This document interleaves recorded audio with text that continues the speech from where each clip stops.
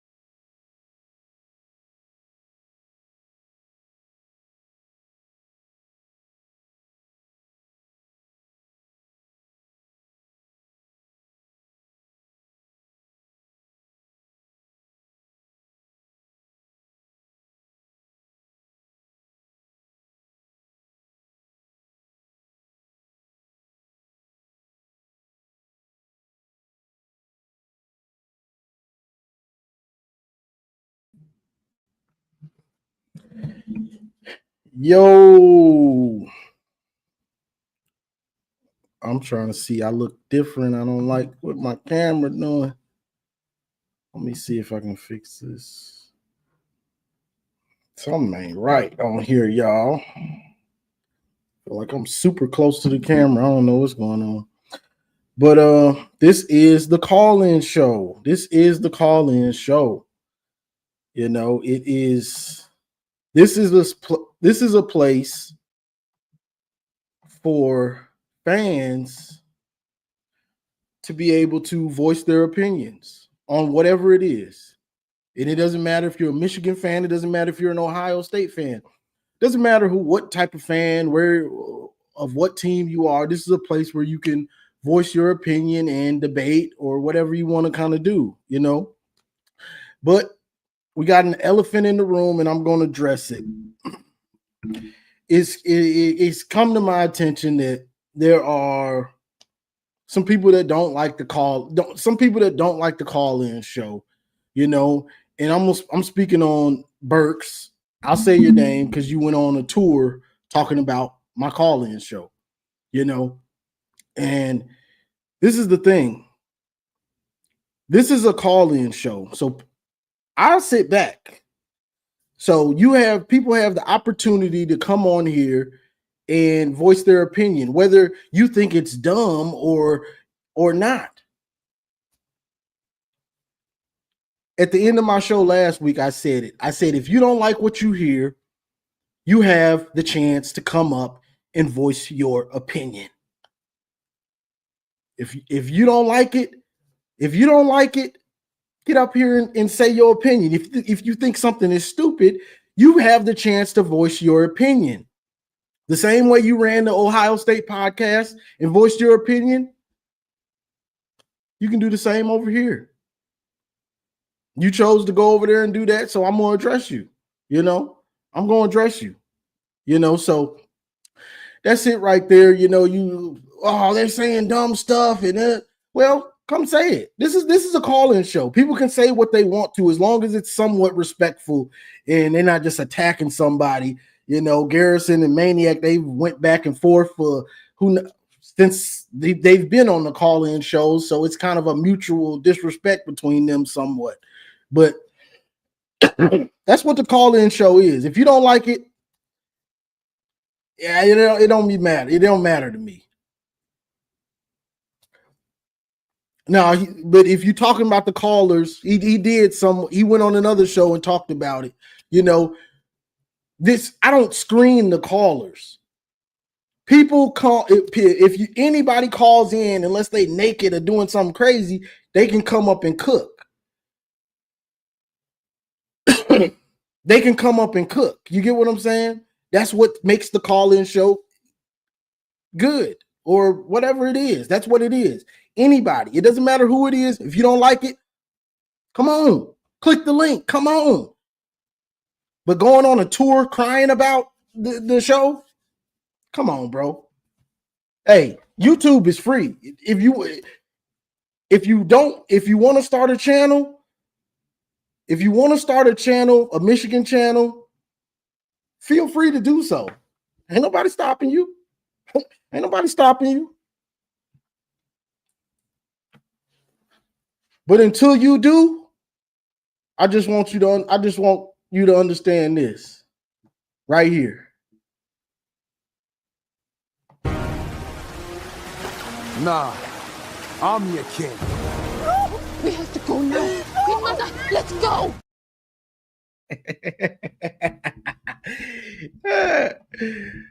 I got the belt. Until further notice. So, without further ado, we're going to get this started and see who want to call in and, get this started. Hey, this show go about as long as we've had some that I had some that's done went about 4 hours. So, the less callers, then I just cook on here myself a little bit and get it done. But that's what the call-in show is about. So let's see who pops in and we'll get started. Let me read some of these comments. Michigan's going to beat Ohio State again. That's probably true. This offseason is a long offseason for Michigan with the scandal stuff. With let me bring up M3. This is a long off season with what up, bro? I loved what you had to say, by the way. Appreciate it, bro. But yeah, this is a long off season with Michigan and the scandal stuff. Ohio State just won a championship, so that that hurts us, and we don't like it. I don't like that. It's nasty work. It's nasty work, right off of ours. And let me say this. I said this last year that the worst thing for us would be for them to back up our championship with the championship, and it happened. So it's it's quite tragic in that scenario. It is. Nah, man. So obviously we watched them win the champ. We did. I think we might have done a watch party for the national championship game. We got on either way. We got on right after and gave them their flowers for winning the natty or whatever. And I think which plays into what you were talking about earlier, right? With homie doing whatever he did on those channels. Like, bro, we showed the deference. You know what I mean? Like, it's not just like Michigan. Well, let me say these are Michigan channels to be fair for the most part, right? But we aren't like blindly saying Ohio State is trash and stuff like that. Like, obviously that's not the case. There is, obviously they're the most consistent program in the Big Ten for the last quarter century. That's all fair. If anybody disagrees with that, then that's a separate argument. But to get on to get on rival podcasts and to blast the people that come on Johnny's show, the people that come on my show, or anybody else's show, or us, period, is kind of a slap in the face to the work that has been done. Johnny started from the mud with this channel, bro, and it's grown to what it's grown to. The people in these comments love Johnny's work. They love what he brings to the space, and obviously this guy did too at some point, because he's talking about when he was here, being here, right? So it's all kind of disrespectful and a slap in the face, and I'm just here to support my brother and to advocate for these kinds of spaces. You know what I mean? I said what I had to say on Friday. I didn't name any names, but you know who it is. And then, you know, of course, Johnny came and said what he had to say. And I think it's important that we, you know, stand in solidarity for that. Yes, sir. I'm about to bring you back up, Tim. That's Big Tim. Oh yeah, let me address Big something Tim. too with Ohio State fans. If I see or anybody, if I see anybody saying some questionable stuff about my boy Big Tim or something, or if I even think it is, you cooked. You banned for life. I promise you. Like, I don't play about that now, because somebody did something and it was questionable. I don't know for sure, but it was close enough for me to react to it. So come on now. What up, Big What's Tim? up, y'all? Big Tim. Yeah. How y'all doing today? Doing all right, trying to address some little stuff, but you know, we cooking today. I'm good, Tim. How you doing? Good. Good, brother. I know you got a question. I know you got something you want to say. By the way, Unapologetic is in the chat, so you might want to get the buffs. You know how she feel about them buffs. Tim said, "Oh, say less, brother. I got the buffs right here." Garrison said, "Let me up." So, of course, like I heard everything you guys talked about, okay? And I want to address, because you guys just talked about something that was said on my show. Yeah, he went on your show and he went on Ohio. He's on Ohio State podcast tour. And that's fine. I don't care. I don't care about anyone else's show. I'm talking about mine. What was said on mine. This is what I will say. Because I do understand what you guys mean by, like, you know, like Johnny did. Like I said, I've been watching Johnny's show from the get-go. Maybe about like probably a few months after he started, so after the get-go, I guess. And so like you get like dip in the mud, and also like, yes, this is a platform that he has created, something that he has cultivated for people to come and all of that and talk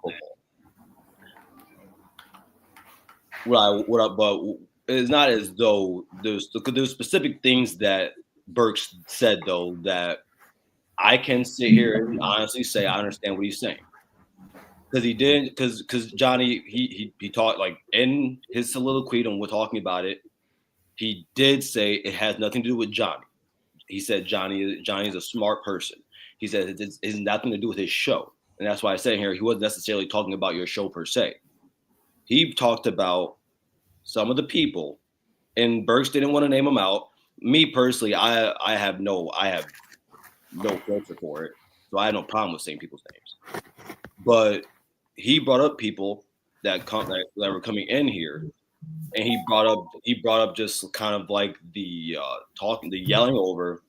He brought up like I wrote this down, Maze, because you just said this. You said it's not like we're just coming on here saying Ohio State sucks. That's not true. I can countless times say or mention. I can mention someone right now who countless times says every single on your show, on here, on everywhere, Ohio State sucks and Ohio State are bums, and that's consistently their message. So that's not true. People do that. But the Sunday call-in show, you can kind of say what you want to say. That's why I don't stop it. I know, I understand, but Maze just said a few minutes ago that does not happen when that clearly happens. No. First of all, when I said we don't, I was talking about myself and Johnny specifically. Okay. That said, even the person you're talking about, Garrison, is probably the most fair person. You know, obviously he gets to a point, whether it's you or somebody else who tips him over, and then it's no coming back. But that dude knows his stuff, especially as it pertains to Ohio State and Michigan, and he gives Ohio State a lot of credit, bro. A lot. If you remember, I had to come on this very show and be like, yo, no, they are not the, you know, the I understand that. Yeah. Look, go ahead, Johnny. Look, so we you talking about Maniac, right? Right. Bro, listen, I said it. Listen, I like, because here's the thing, because when I say these things, I want to make sure I'm very, very clear on when I say this, because because it's almost in the same way that Burke said on my show about you, Johnny. It ain't the callers. I mean, it's the callers. It's not you. So I want to preface my words by saying this. It's not like I was watching May shows just the other day. He knows I watch faithfully. But I'm at a point. I'm trying here now, bro. With people I truly cannot stand. I'm not here to give them any. So I can care less to say his name. What I'm sitting here saying though is that that was what he was talking about when we were talking on the show. He was talking about the talking over, the completely yelling. He was talking about how the complete. Bro, listen. Let's just be honest here. You guys don't have to sit here and say it. I'll say it for you. Well, I'm not gonna say I'm saying it for you, but I'll say it. Because Burks was right about this. There's been some completely dumb stuff said football-wise on the show. And then when someone like me, a Buckeye fan, tries to call it out, we get put in a silo happens, and we get lambasted. And so then when it's not just me, but there's other Michigan fans in the chat that saw it that day, and they called it out too. And I think that's what Burks is talking about, is that he doesn't like going and I would say the same for Ohio State fans, because there are channels that are just like that. But I think it's for him, it's like, and some Ohio State fans, bro, they stay away from shows, not shows, but like certain things based on whatever it is. I think for Burks, it's that he believes there's a big section of their fan base that calls in and says things that are just insane. And I do want to give you guys credit, because I do think that one of the cool things about having your show is that, or just like having call-in shows, that you let the people speak, i.e. right now. But I think that's what it was. I'm not saying that's not true. What I'm saying is the link is in the chat. Right. No, but Johnny, if I know that you listened to everything he said on I don't know if you did listen to everything he said on my show. He said when you go in there and you're continuously being talked over, yelling, all like that, there are plenty of times you guys just see me take my headphones off. I can't go through it. So I think that I do go through it, but I think that's what he's talking about. And even so, when Rob called into the show on Thursday, he said, "Garrison, I know you tried to save me." I said, "Bro, I tried to tell you." That's just what this call-in show is. It gets like that sometimes. Even if we're just talking regular, bro. Like when you're on a big panel, even when you get on a regular panel, bro, is it not hard to get words in sometimes? Well, yes, it can be, but that's why I know it is. I'll give you an example, right? So I watch when I watch CNN, right? Abby Phillips has a show on there where she can have like 4 or 5 people on there. It can get like that, but what I'm saying is there's clear thoughts that can be drawn out, and I think, and I'm also there's separate sides to it. I think that the problem, like what Burks was talking to, and which I have alluded to before, is that if I'm calling out something that sounds crazy, and we're just making crazy takes, and then everyone just wants to agree with it, and then everyone gets lambasted for it. Bro, let me this is say the this, thing. man. I can't go control. ahead, Johnny. I can't control other people's opinions. That's what this is about. That at the end of the day, I can't control people's opinions. That's what it's about. I got Maniac in down here. Can y'all be civil or what? Or can y'all talk about Johnny, I will repeat. I will listen to you guys. I'm so serious when I say this. He is not getting an ounce of my energy ever again. All right, man. Look, here's the thing.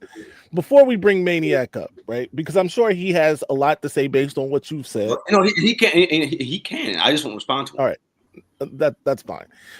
Before we even get into that, bro, because of the style of show that this has become, right? On Sunday, it is a call-in show for anybody to call in and express their feelings. I don't understand why somebody like Burks doesn't call in, number one, and then number two, complains about other people's opinions. if you have a problem with somebody's opinion, you can come up again because the link is in the chat. Express your difference in opinion, or just explain your opinion without even having to be adversarial and saying, I disagree, or that's stupid, or whatever that is. You can just say, if he believes that Ashton Genty is better than Blake Corum, which by the way, I believe too, then he could have just said, and I'm a Michigan fan, by the way, with a Michigan channel, with a following, with people that are probably like, there are probably people that were like, yo, I'm unsubscribing from M3 because he thinks Ashton Genty is, so I have way more to lose than somebody like Burks, right? Sure. And expressing my opinion, and this dude just sits there in the chat, not even participating half the time in the chat, but just to wait for somebody to say Blake Corum is better than Ashton Genty, then being like, oh, that's it. And it's not just that. I understand it wasn't just that, but that's the thing, because he could have come up and said, hey, I think Ashton Genty is better than Blake Corum because he's faster, he's stronger, he's bigger, all of these things, the things that I said, by the way. And that could have been that, right? But no, he didn't. He did a cowardly thing by staying in the chat, not saying a word, then running to an opposing team, by not just an opposing team, because it's not like he went to an Illinois live, right? Not to say that they have a live, but whatever. He didn't go to an Indiana live. He didn't go to a Purdue or Minnesota live. He went to an Ohio State live. Wait, right? That he's already been a participant in. I'm not saying he has not. I'm not saying, I know he's been a participant because he wants acceptance for some reason in these Ohio State spaces. You can't say that, man. Wait, mate, you can't. I know I can't say. I don't want acceptance from you guys. I can care less about. I didn't say. Garrison. I'm not talking about you either. Can you say that about somebody, brother? Bro, I've been in your spaces. Do you think I want it because I want acceptance? No, but I'm saying, of course not. I'm talking, okay, and I'm saying this about him because of the personality traits that he's shown. All right, he ain't lying. That's it. Only what I perceive. Let me be more clear. Let me be more precise. This is my opinion on this person's personality and why he's in these spaces. There, okay, all right. Now, and he wants acceptance so bad, in my opinion, in these spaces because he goes to other ones, which I'm not going to name, and he gets dog walked every day in the comments that he's there. Not yours. Yeah, I got these people treat him like the dirt on the bottom of their sneaker, and he's still there like a sad puppy every week. And then when he hears something he disagrees with in a Michigan space, it's, oh, I can't follow Michigan podcasts anymore because the callers are ridiculous. Bro, their callers are ridiculous in every fan base.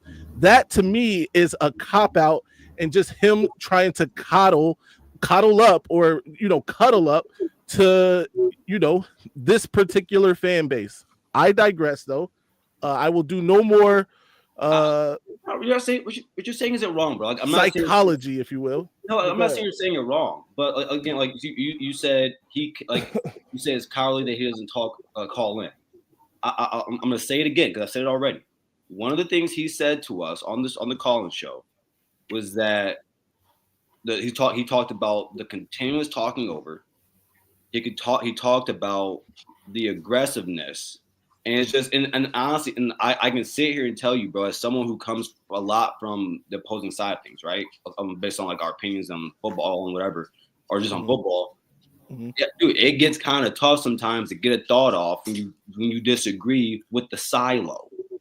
And then and then also like you said, and Maze, you are right. You do have you have more to lose in terms of like saying like, oh, Ashton Genty is better than Blake Corum, right?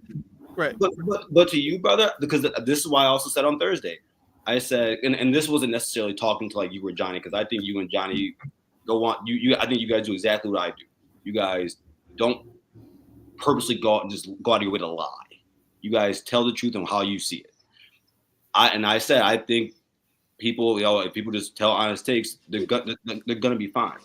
If someone follows you guys because you say something that's completely honest, screw them, and that's on them. The same I've way taken a lot of unpopular I'm stances, by the way.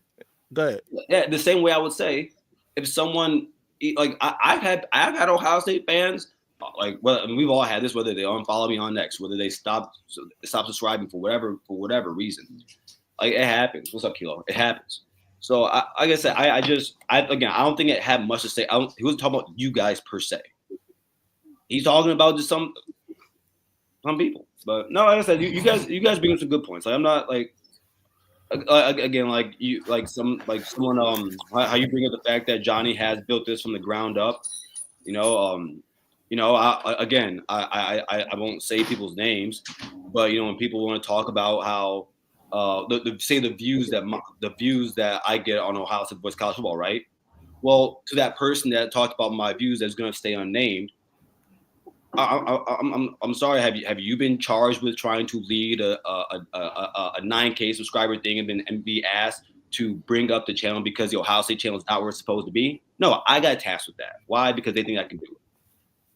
So I see you guys. You guys aren't wrong. I don't think you guys are wrong. Yeah. And one more thing. I've taken plenty of non-popular. Bro, I said that I admitted last season when I was saying that what's my man in Alabama, the 17-year-old kid Williams. Yeah. I was like, yo, he's better than JJ at the start of the season. Bro, by game 5-6, my tune had changed. By the way, I'm also a person that said he's special, even last week when it wasn't popular to say because people were like, well, we need to see more. I don't need to see anything. I don't need to see him. He could, and Lord willing, this doesn't happen.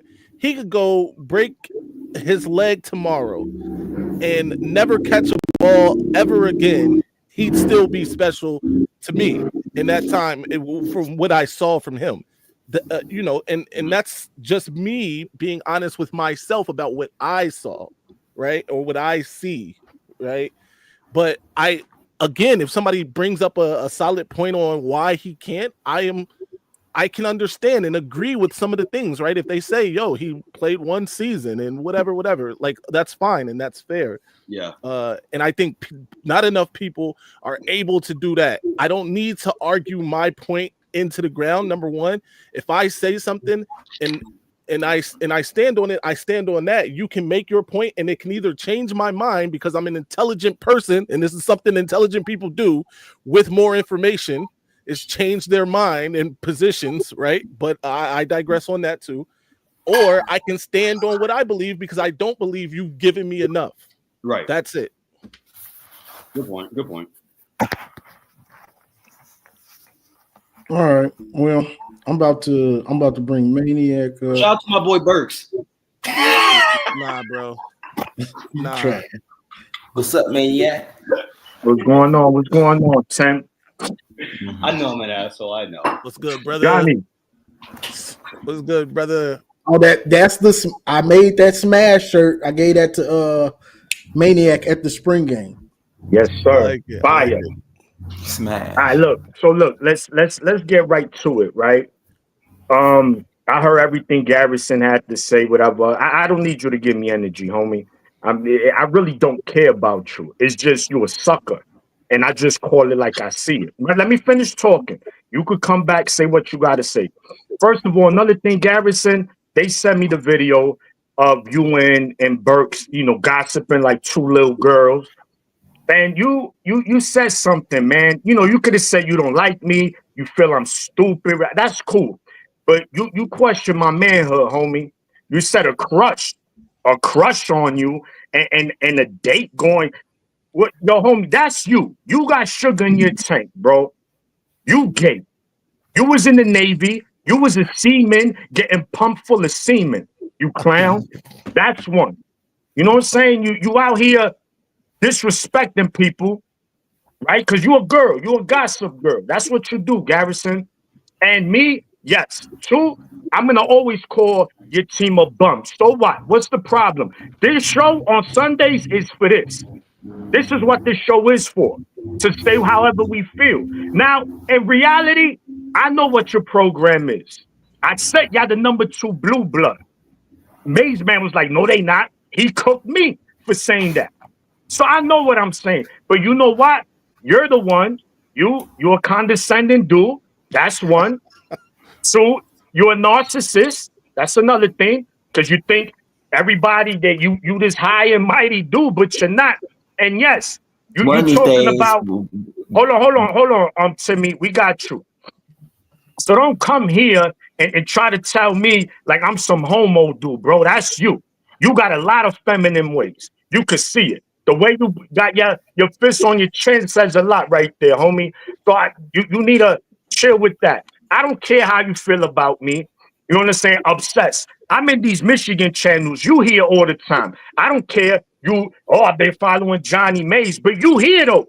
You hear? I'm not in those Ohio State podcasts. It's just Burks, weirdo, because he wants to be accepted, like Mays said. Yes, he wants to be accepted. He's a weirdo. He wouldn't even show his face. He's a weirdo. Simple as that. So all I'm going to tell you is this, man. All I'm going to tell you is this, Garrison. One, no one cares for your show. That's one. So obsessed, no one is over there. You got like 6 people in your fucking chat that nobody cares about. And that's that. And I hope you do grow, honestly, because I'm not a hater. But you want to come here and try to regulate, Johnny, I could see what Burks was talking about. Yeah, it's going to get rowdy in here. It's not a formatted show. It's like recess. You go out there, do whatever. This is how this show is going to be. So don't come here thinking I can see what he's talking about. Is that you just like controlling the narrative. That's the problem. And yes, you're a negative person. You're a very negative person. You come in here, you belittle Michigan every chance you get and act like you're not. So look, man, it's real simple because I'm not going to do this again. I'm not going to waste time because this show's supposed to be for talking football, and that's that. The fact that I had to take a couple of minutes to do this with you, because you the dude, Garrison, in all reality, you the dude that eats a banana with 2 hands, homie. So I don't know what you're talking about, bro. Yeah, Fuck out of here. Can we, everybody, we done with this. This burst. Tell your wife to have the chicken out the freezer when I get home. I took out the freezer. Hey, such a cornball. Alabama guy, he way worse. Y'all done. Fucking cornball. Hold on. Tell your husband. Tell your husband. On, I'll tell your husband. Are you done? Are you done? So are y'all done? So again, like so guys, like I was saying though, like I do, like I said earlier, I do see you, like Johnny and Mays, I do see you guys' points. Like again, like even though I understand what Burks where he's coming from, like I said, you guys do come up with valid points. Like I said, when you Mays, when you talk about like Johnny building from the ground up, and then this is the platform that he gives to the people. I understand that. So at the same time, like no, you guys do bring valid points to this. Shut up, Juju. I know that's you. Shut up. Oh shit! Wait, no. Hey, let's just be honest. I mean, listen, let's just be honest here. I didn't even know he brought me up, bro. I was laughing backstage. Yeah, no, I mean, let's just be set me up. What was you laughing? We just heard a mouth breather talk of nothing about football. Talk about what I'm doing here about me and my girl. Me and my girl are sitting here laughing in the background, saying, "I was addressing you. That's all I was. You said something. Like, I'm addressing it. That's it." And to the other 5-6 people in here, no, I don't know. I thought we were simply talking about what Burks was talking about and just the platforms and how we talk. I don't know how the conversation got to that. I'm not sure where that came from in the air. I would like to understand how y'all got here, bro. Because at one point, Maze, please, when I sit here and tell you, I'm very honest when I say I'm not giving energy to it. Yeah, Maze, don't do it, B. I don't. And then I find out. This is how I know he's a bozo. He said he didn't come to the spring game because of me, bro. I never threatened you. I never said I was gonna do anything. You a fucking herb, bro. You a bird ass dude. Fuck out of here, bro. They cool with you. I'm not. I don't care. Every time you come here, I'ma flame you. I don't like you. You a clown. You fucking bird. Johnny, like a few things, like it is weird. Johnny, go to your podcast, homie. Go over there. Go over there. You and your man Harry Potter. Your co-host Harry Potter. Fuck out of here. 7 people in your chat. You know football so much. Nobody cares about you, homie. Hold on. Because are y'all done? Are y'all two done? No, Johnny. Johnny, I was talking to you. Johnny, I haven't talked to him at all. I'm talking to you. Are y'all done? Johnny, I haven't talked to him. Johnny, you keep saying, "Are y'all done?" I haven't talked to him at all. Ask the other mouth breather in here. I haven't said anything to them. The mouth breather. Oh, Johnny, go eat a banana. Johnny, whoa. I'm sorry. Is that a racist joke? Take it however you want. I told you earlier what I said. 2 hands. I'm gonna log off, man. I'm done. I'm done, Johnny. That's it. I promise you, I'm done. That's it. Okay. Don't do that. Don't do that. Don't do that. No. Don't even bring it up. We done. I'm moving past it. I'm moving past all of it. Wait, hold on, Johnny. Maze, my guy. You don't I mean this in the nicest way. You don't get to sit there and let your boy say all that nasty shit to me and then say to me, I can't bring up him saying Garrison go eat a banana. Yeah, because I say you eat it with 2 hands, homie. You know what I said earlier. Don't be stupid. Don't try to stir the pot. Johnny, I'm never going to You're a clown. You know, brother, I'm never going to disrespect your channel like this. I also am not going to, I'm done going off like that on here. I'm not going to do that to you, bro. So get out of here. I can say some very nasty shit right now. We all just say it, man. Are y'all done? Are y'all done? You two. Y'all why you keep asking? Because you be saying little stuff. I'm not talking to anyone but you, Maze. But he hears you. Marmar. So are y'all done? Thank you. Bro, I don't give a fuck. What up? Man, what up? That's your boy. Man, it's fireworks, bro. It's the off season. Let's get negative, bro. Let's get negative. It's the off season. Hey, hydrate. Where Henny? Big Tim, what do you got? Because I thought Juju was gonna have something. Maybe he watched the spring game again or something. I did. I got a lot of football stuff. I ain't gonna lie, bro. I'm enjoying like the soap opera going on. It's not that enjoyable. It's gotta be something football related that we could talk about, right? It's gotta be. Let's talk about why they trying to ban Big Noon. They trying to ban Big Noon Kickoff inside the. That's the thing. Show. This is a good point, Tim. That shit. Because Garrison also, and I need to bring Garrison back to the front of the room. Garrison on the app formerly known as Twitter was asking me some things about this Big Noon Kickoff. And I want to be clear what my position was. The only position that I had was that I thought that the lawmakers in Ohio are wasting taxpayer dollars with nonsense like legislation to subvert Ohio State from being on Big Noon Kickoff in the future, right? The actual now, if we're talking about playing noon games, that's something completely different. Daniel, in order to do that, he had to play as long as me, but he didn't. What are you saying? This nigga gave out water. This nigga gave out water on the bench. Don't do that. You a fucking bum, nigga. You a bum. What? Say you a bum. Stop trying to say shit, you fucking clown. You a bum. I say you a bum. You a fucking bum. You a bum. Look at you. You look like a weirdo. Like a fucking Star Wars character. You fucking weirdo. So look. Fuck out of here. My position on the noon game, the actual game, and teams having to play, i.e. Ohio State having to play those noon games, I understand the position that they don't want to necessarily keep playing noon games, right? Because it does affect, recruits would rather see primetime games, that atmosphere. The atmosphere is different. I agree with that. But this is the same thing that Michigan went through in 23, right? Like all of our games pretty much were at noon in 2023. Yeah. And now that they are the champs and are looking like, they're going to bring back a pretty solid team. They want them on noon again, especially a game against Texas, right? Wait, who bringing back a solid team? Well, Ohio State's roster is solid. No? I thought I didn't know what you were talking about. A whole lot in 23. in the 22 season, we the Bills on Big Noon Kickoff from 5 games in the row, and so and some of the Michigan fans, the 23 the season, they crying, they crying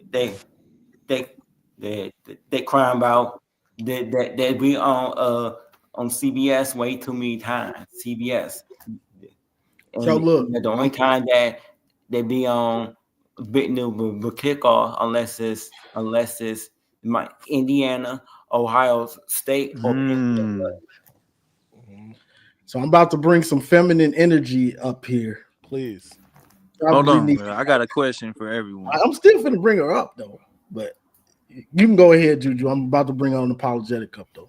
All right, I want to get like prediction. We all know BU's gonna start.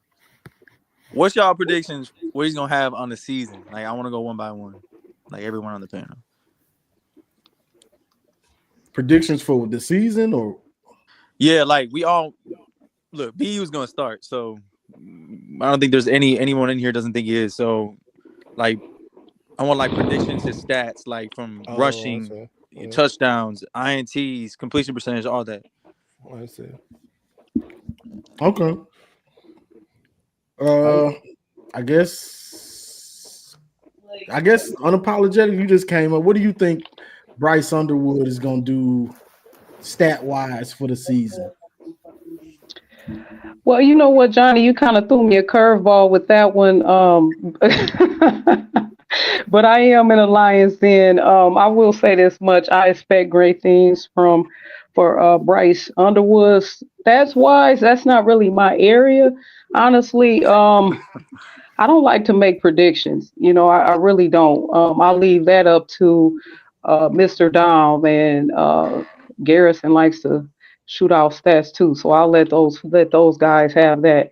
But I came up here not necessarily to. Oh, I am so rude. Please forgive me.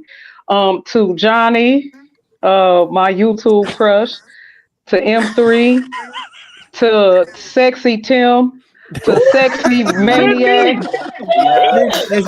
and where Mama at with them sexy dreads? Where Mama at with them sexy dreads? I can't see Mama. Garrison, you a cutie too. You a cutie too, Garrison. I pick on you. I like to tease you, but you a cutie too. There you go. But to all of the gentlemen up here, I say good afternoon. Forgive me for not properly introducing myself. Tim, you look good. Okay. Anywho, I didn't want to disrupt the flow of what everybody was talking about, and I'll drop down really fast, respectfully.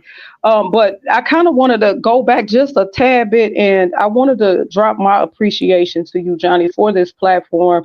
It's unfortunate that some people have taken certain things the wrong way and have decided to complain and murmur. And I dropped in last year, and ever since I came on your platform, it has been the exact same way. So I honestly don't know what happened. I don't want to talk about anybody because I'm not trying to offend anybody.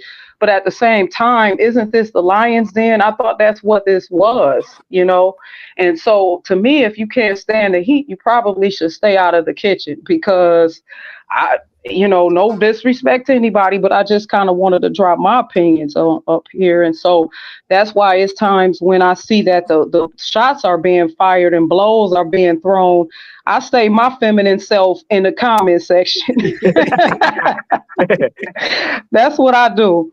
I got a little bit of tomboy in me, y'all. I'm a daddy's girl, okay? Got my little Michigan gear on. But anyway. You cooked it, girl. You dripped out, boo. You dripped out. Thank you. Thank you so much. I love to rock my Michigan gear sometimes. I'm actually getting ready to go for a cardio walk. I got to keep my figure up. But anyway, I just wanted to drop in real quick, and I do apologize for the disruption a little bit, but I just wanted to drop in and say that. So. We appreciate it, and that's what this show is for. If you want to come up, say your piece, whether it's football related or just showing salute to the podcasters and the platform, that's what this is for. It's for the subscribers and for the fans. I love the energy up here. Then I get to look at some sexy black men, so that's even more of a plus. The brothers up here are nice to look at. I don't think I'm a 304 at all, but She said, we appreciate you. Someone in the chat say you're the lioness in the lion's den. Well, y'all have a blessed afternoon. I'm getting ready to go on my cardio walk, and so I don't know how long the live will be today, but I will be dropping back in. But I just had to step in real quick and say my piece before it got too far away from what everybody was talking about in the beginning. Gotcha. Yeah. All right. I appreciate it, Unapologetic. I think everybody appreciates you coming in, giving some of that feminine energy. We need it a little bit. We need it in here sometimes. Yeah. Well, it's nice. I think it got to be the right kind of energy because that lady, what did Dom call her? PJ, or whatever her name is. Yeah, that right there, that is not feminine energy, and I'm still gonna keep talking about her because that just don't make no sense. She need to learn lessons from me. But anyway, y'all have a blessed one, and I will be talking to y'all again. Thank you. All right, enjoy your Sunday, Unapologetic. I appreciate it for real. Yes. Okay, yes, you too. Y'all have a good one. You too, mamas. Thank you. We appreciate you. Juju, you said the record. You said what's gonna be Michigan's record? No. I think you said Bryce Underwood's stats. Oh, that's gonna be tough, man, because it all depends, man, which direction we go this season. How much are they gonna trust Bryce with the playbook? How much we know he can make throws down the field. Can he do them consistently? Right. Luckily for Michigan, they have a veteran OC who I think is going to help him out, man. I don't know. I think, New Mexico, do we go in that game with training wheels for him, or we take him off right then and there? Because Oklahoma's the next week. And that's a game, I've said it many times, here on M Show, that I'm not confident in that game. And as of right now, that's a loss to me for us. But, it's a game Michigan can win. I'm not saying we have zero chance, but that's going to be interesting. I know he's going to have at least better than Davis Warren and Orgy. That's all I know. We paying him $12 million. I had made some rushing stats for Bryce in a video that I made about. I want to say it had to been last month or March. And what I think I said in the video, the rushing stats that JJ had his freshman year, his sophomore year, his junior year, whatever that JJ had the 3 years. That's how many. That's the how many rushing yards that Bryce Underwood he need to have in total combined in 1 year. So that's about almost 1,000 yards. What this right here with John Adamo. See, to me, this and what you were saying, Maniac. This is you playing with. It's a double-edged sword right here if you let him sling it against New Mexico, because he could sling it and he could mess around and throw 2 interceptions. And then now, where's his head at going into Oklahoma? You get what I'm saying? Facts. So you could take that route and he possibly could flourish, or he could have that happen. Or you could do let's try to give him the easy throws, game manager, 10 of 13. He didn't have to do much, but he was efficient, kept his confidence, and then you go into Oklahoma. So, I mean, I think he does like 3,500 yards. Damn. Which is big That's for a lot. Michigan. It might even be the single season record for Michigan. for his price, because I'm looking at it like this again. I don't know what the single season. Somebody help me. What's the single season record for Michigan in the chat? 33 or some shit, maybe. 33. Yeah. So I think he can do 34, 35, and that's this year. I think he throws for somewhere around 20 to 25 touchdowns. I do think he has double-digit interceptions. Okay, that's fair. I think around 12-ish, 13 interceptions. Completes 63% of his passes, which isn't the greatest, but I think that's realistic. And I think he rushes for in this offense because we know that the RPO it's going to be heavy RPO. We all know that Sharon Moore, if he was the OC and that Bowling Green, he would have never had thrown those 3 picks because that's correct. Campbell, he's the reason why that JJ had those three picks. He was the one calling the plays in Bowling Green, and Moore was the head coach, filling in for Harbaugh because of Burgergate. No doubt. So Maze, would you say like 700 yards? rushing. How many attempts a game do you think he needs to get that? Attempts a game? That's a good question. I think he needs about 25 attempts a game. Hey, Maze, by the way, the record is John Nabar with 3,331. And he was a pretty good quarterback. He was. That's strong. Yeah, second is Shea Patterson with 3,061. Jake Rudock got Don't bring him up. And then JJ is fourth at. So like, there's only three quarterbacks in your history that thrown for 3,000 plus. Right. Yeah. Which is insane.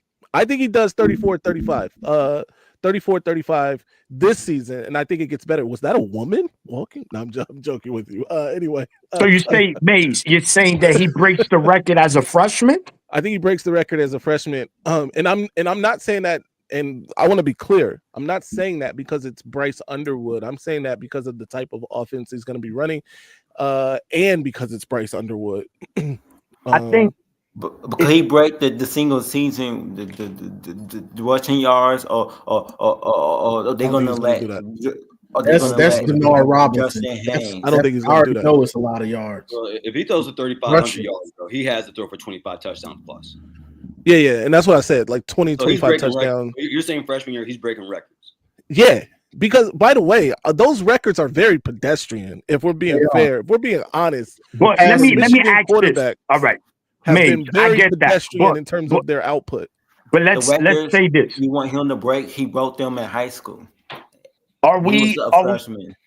So we also have to understand that our receiving corps, right now, it's still a question mark. We know there's talent there. We know this talent. It's better than last season, but we have to also see, right, what kind of identity. I think John Diadamo said. Bryce didn't come to Michigan to hand off. I agree. We didn't. But whatever's going to help us win games, if it means he has to hand it off 25 times and he throws it 20, 23 times, I don't care. I want to win. In the words of Herm Edwards, you play to win the game. I don't care about statistics. But we are going to be an offense that's going to sling it because he's just too talented, right, to put his hands in his pocket. So it's going to be interesting. It's going to be very interesting to see. And I hope he gets it. And if he don't, I think next season, without a doubt, he can break it without a doubt. Freshman season, I don't know. In this offense, the threat of him running is going to help him get some easy completions too. We're gonna need multiple Roman Wilsons or multiple Ronnie Bales out there, but we only got 3 players that they look like in practice they look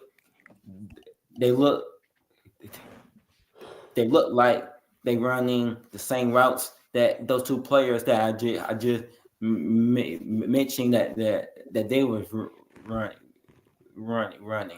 especially that final playing the spring game, and that was a tight end. They did that, not a wide receiver. So I want to ask the panelists as well. Is it any time this season if Bryce is struggling in the game, throws, I want to say 3 interceptions in the first half? I'm not talking about for the game. At any time, do we pull him or we let him finish out, walk through the fire, son? It doesn't matter if you throw 7. But what are we doing? We do have a veteran that's going to be a backup. So I want to get your guys' thoughts. I get it. We don't want to rattle his confidence neither as a quarterback. So if Oklahoma, it's 2 minutes left in the third quarter, he's thrown 3 interceptions. Michigan is down 14-3. What are we doing?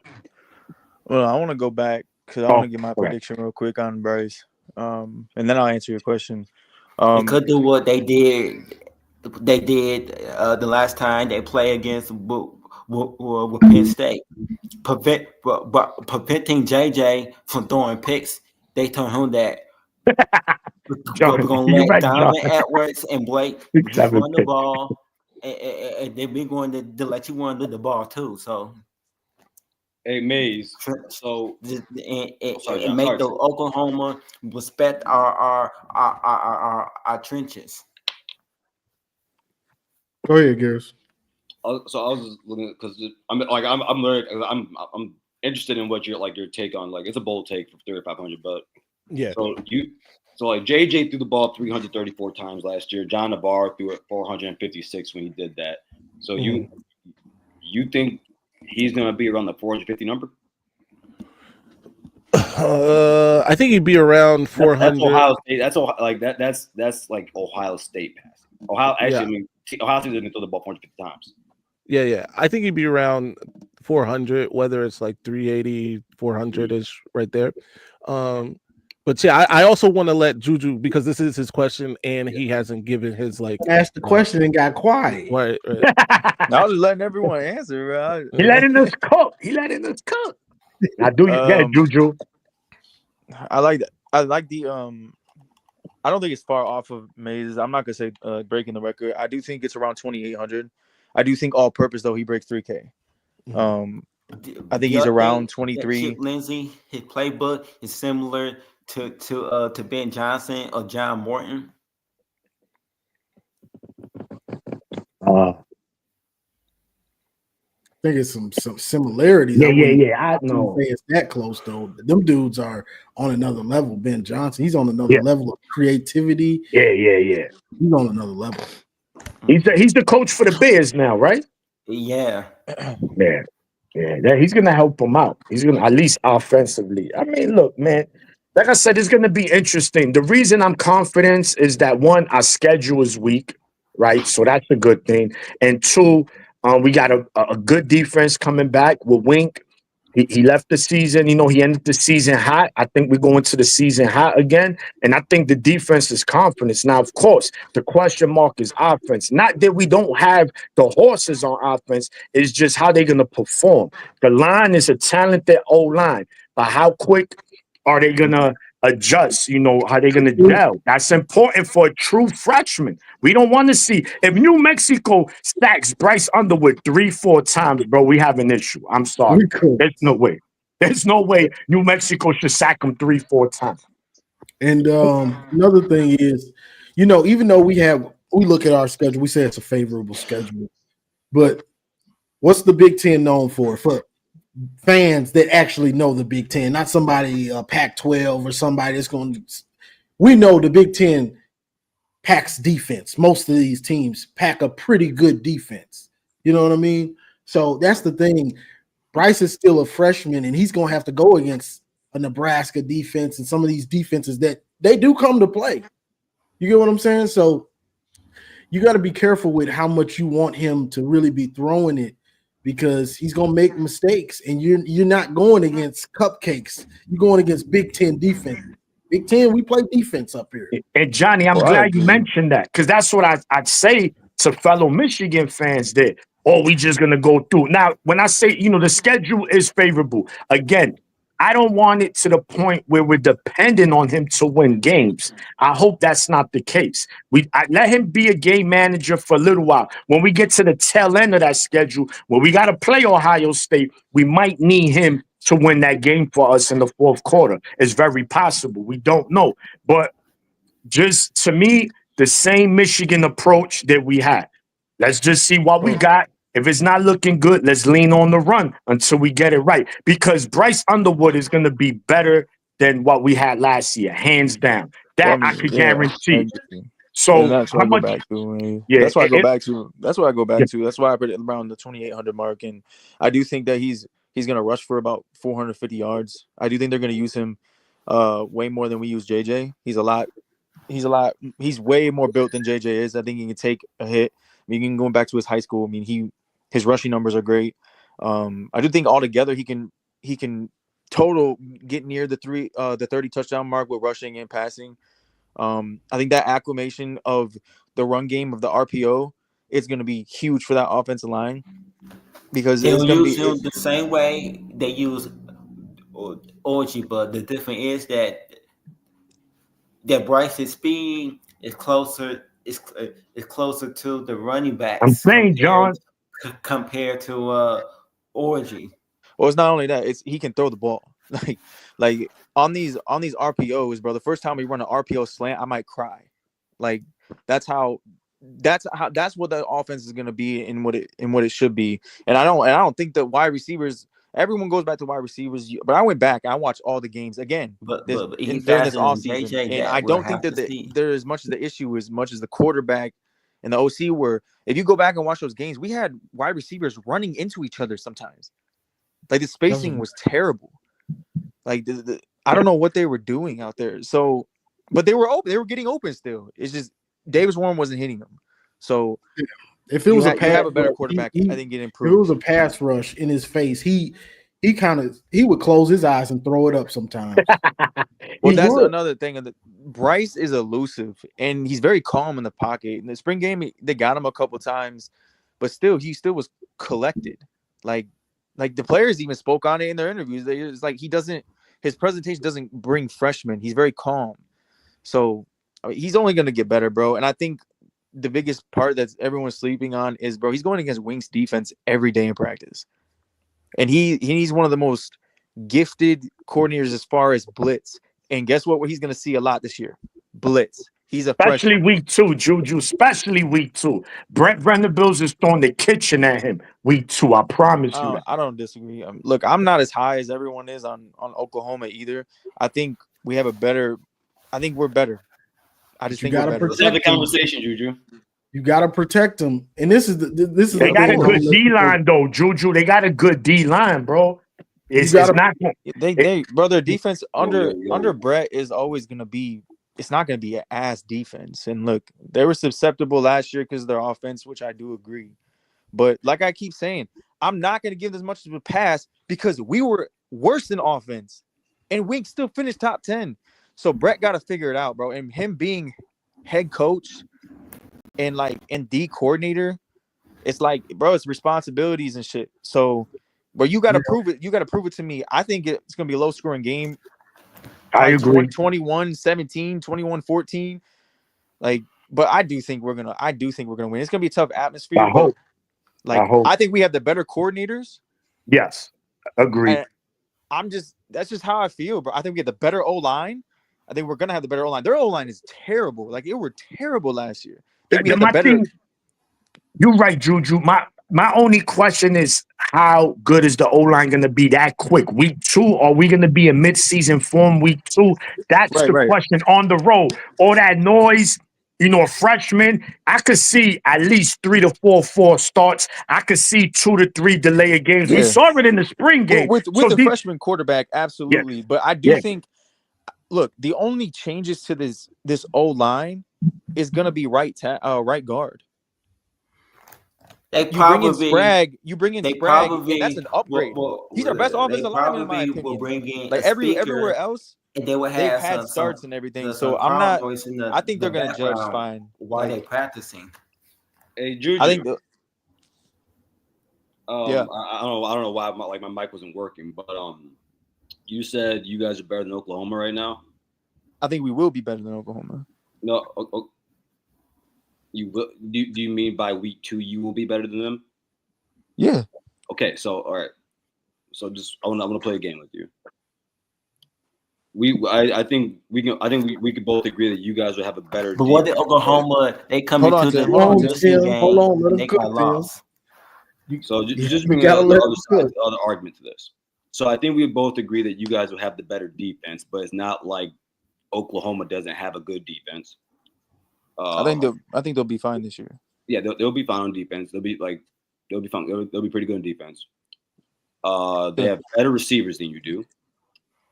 I don't know that for sure. No. They do. They have a guy on their team that's actually been 1,000-yard, double-digit touchdown. Okay, you can go ahead. I'll actually give you that. Go ahead. And then on O-line, I think we could throw that up in the air for. I'm not throwing that up in there. Their O-line is terrible. No. See, Juju, you're saying that without context. That's like saying last year Bro. their wide receiver. Hold on, Juju. They had 3 linemen get injured last year of their starters. I know who got injured, but right, so I expect more out of a room that has an offensive line coach like him, just like I expect more from Moore. I know, but hear me out. Just hear what I'm saying Sure. here. Right now, based on what we know, they're coming up with an O-line that had a lot of injuries. You guys are coming up with an O-line, well, let's just be honest here, was above average, just above average last year. So right now, I think it's fair to say that's up in the air. When it comes to running back, I'm not going to take that away from you. When it comes to running back, I think it's kind of like I'll probably give you guys a slight lean, but it's not by a lot. The only reason I give you a lean is because you have 2 really good, like I'll say a really good running back and a good running back, who I think will be a top 5 duo in the country. In the same breath, though, Oklahoma does have a top 5 to 10 running back on their team in the nation. Yeah, and they have the better quarterback of the 2. So if I put all that together, wouldn't that say Oklahoma's a better team? I'm not taking that away from you. We definitely disagree on the offensive line. So but there's leaning nothing towards, to prove that your offensive line is better based off they had injuries. Look, if you want to lean towards injuries, I can lean towards this is the first year of them starting together. Yes, all of it. We had a whole new. You can.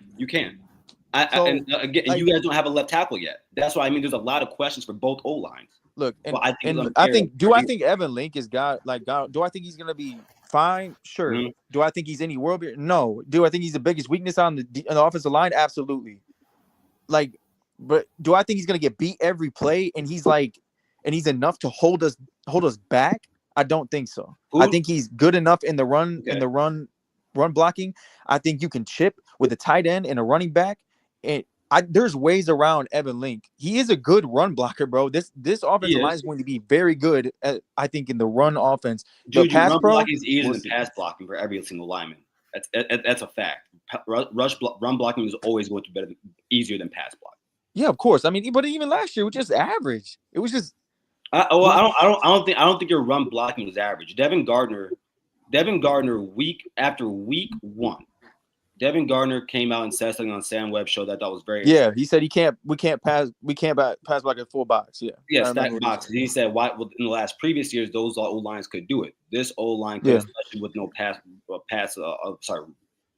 of the pass. Right. But like the only reason I'm saying O line is up in the air for me, and like again, I'm not saying like Oklahoma's O line is better than your guys because there's no proof of that.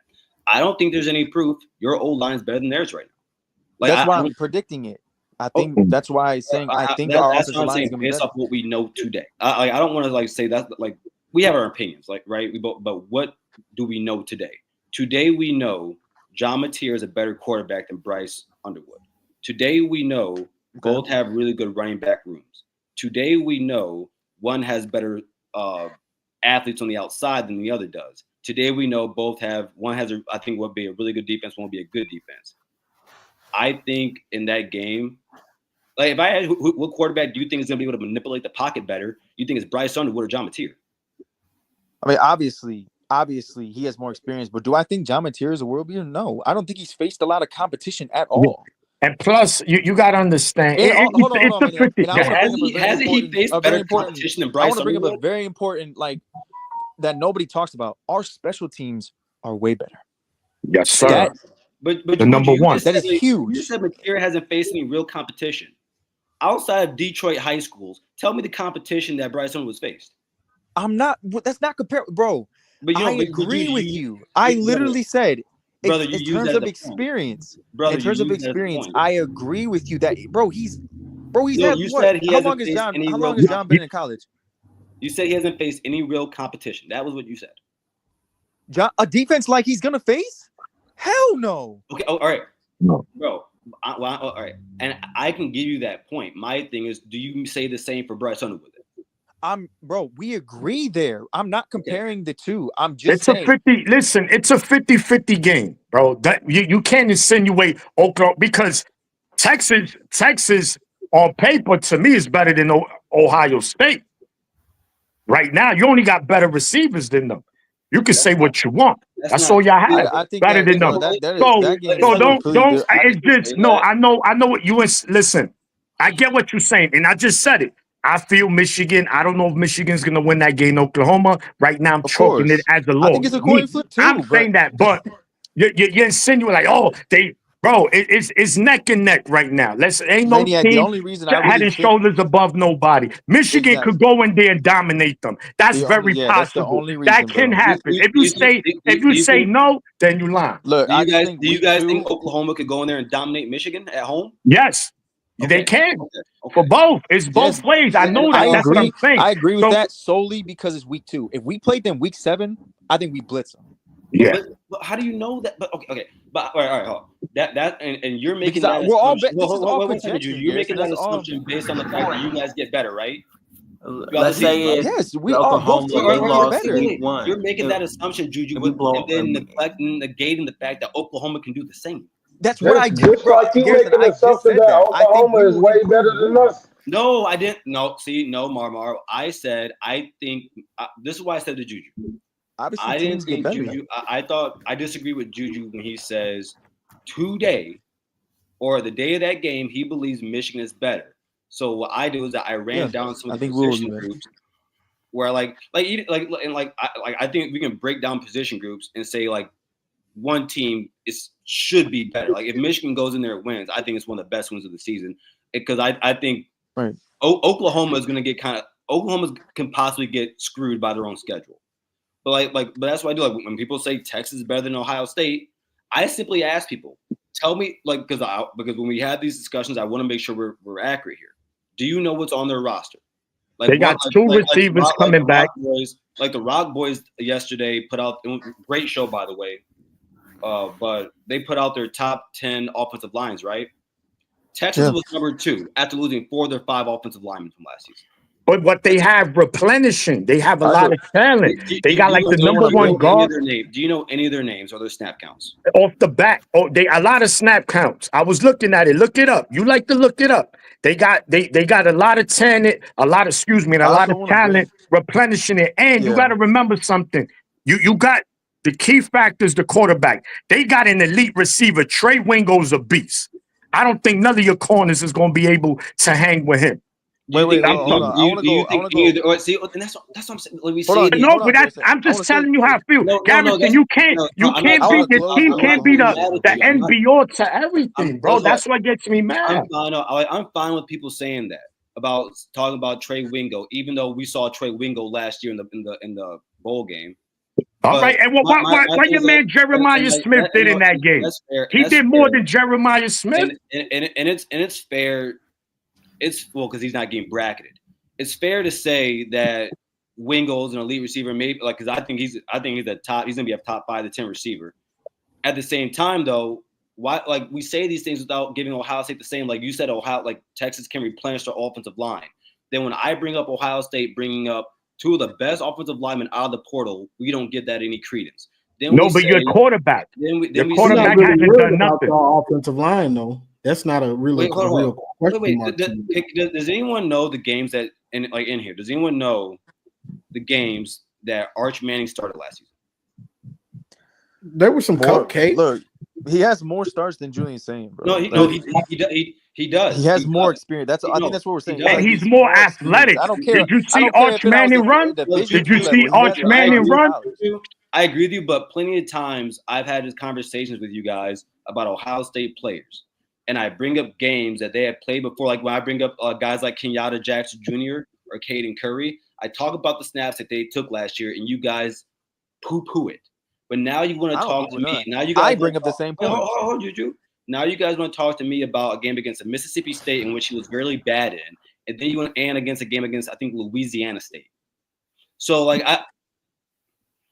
Let me tell you, who's a better quarterback, Arch Manning or Quinn Ewers? We don't know that yet. I don't know yet. Oh, but all right, who has a higher ceiling based on what we saw? Who has a higher ceiling? I would say Arch because I don't think he's as by miles, not just that's by miles. Arch is more athletic. He has a better arm, bro. He's gonna tear your defense up. Your 5-star overrated team. Wow. Hold on for me. Hold on. Nah, because again, he's trying to play Michigan, but they're not gonna struggle with nobody. Always use your 15-0. I got you.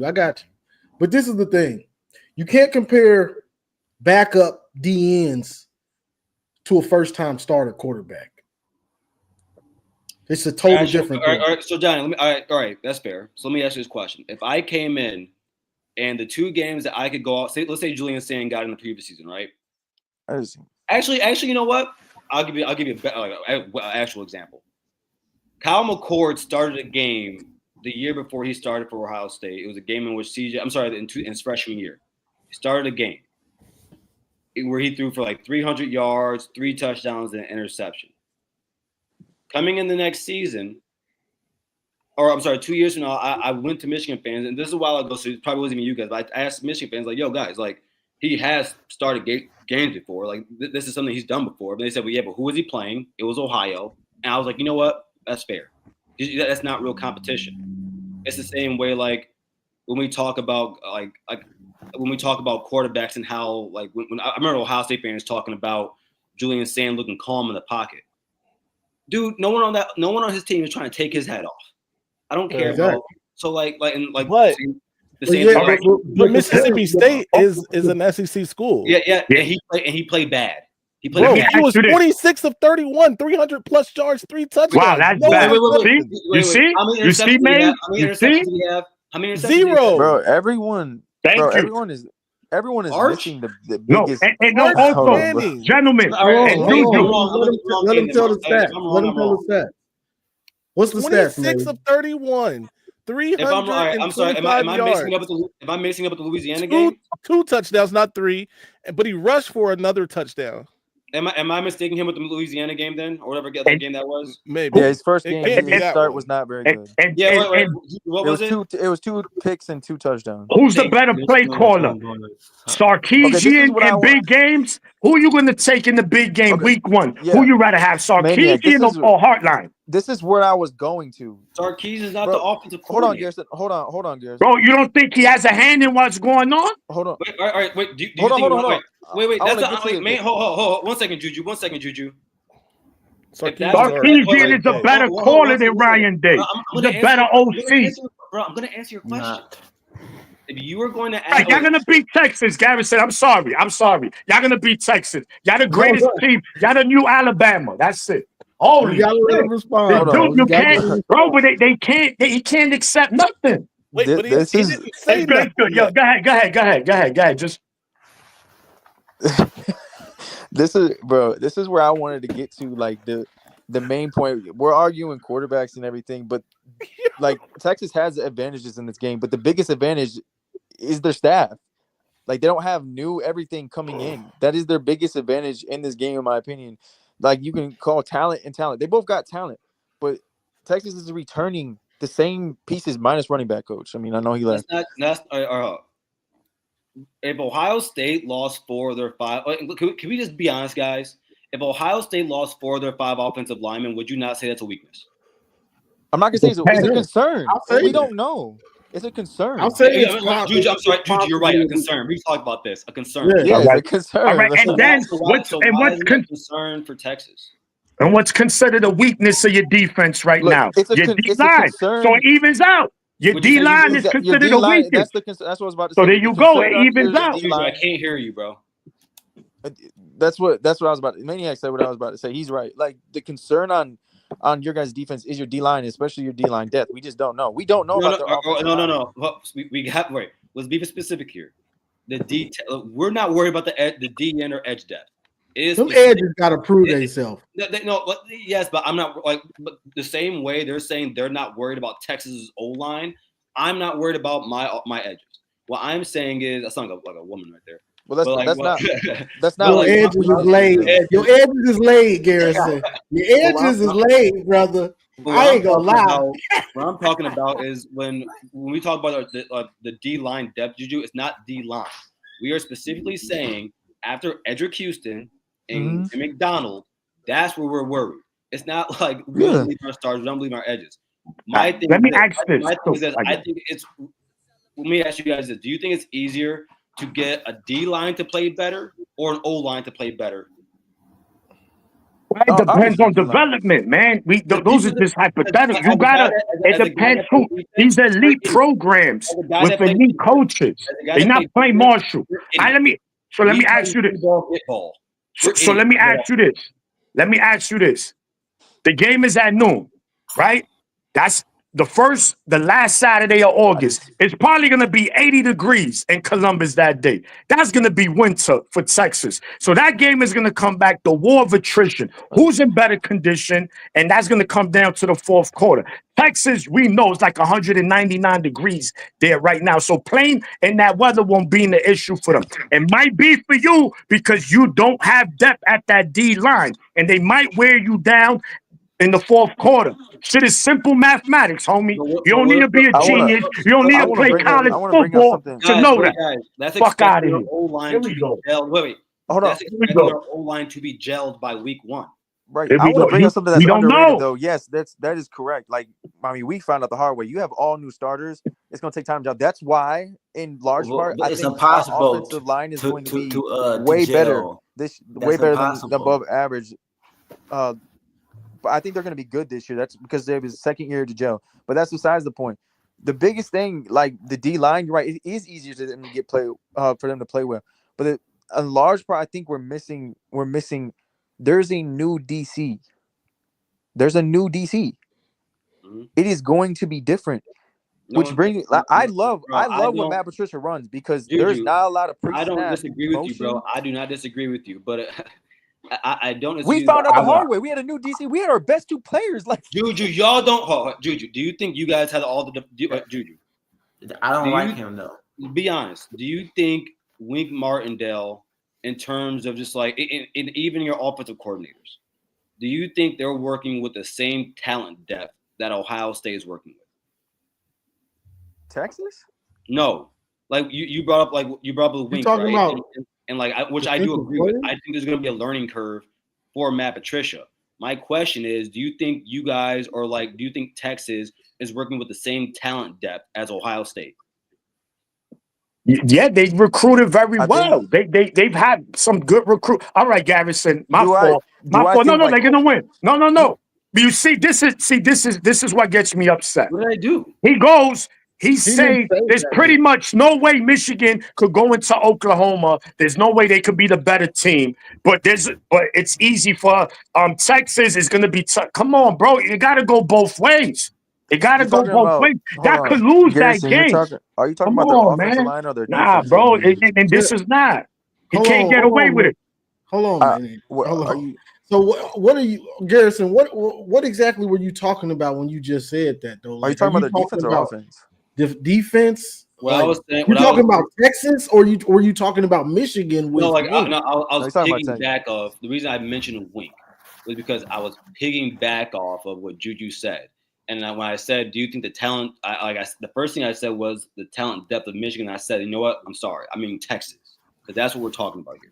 So I'm asking, do you guys believe Texas to have the same talent depth and development that Ohio State has? Because again, I do agree with you guys about the coordinators, but we have to see it. I'm not gonna deny that.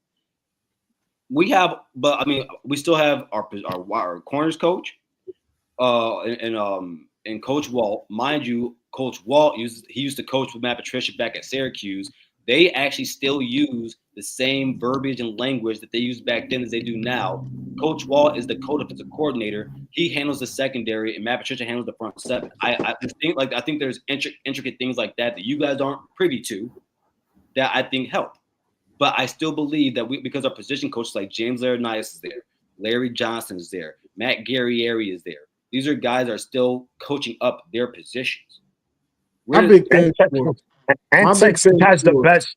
They might have the best middle linebacker in the country. And Texas might have the best middle linebacker in the country. Texas has the best front seven in college football.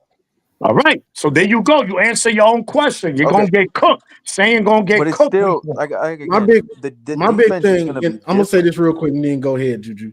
My big thing for OSU with Matt Patricia, even though you got all those guys, is him getting acclimated to college.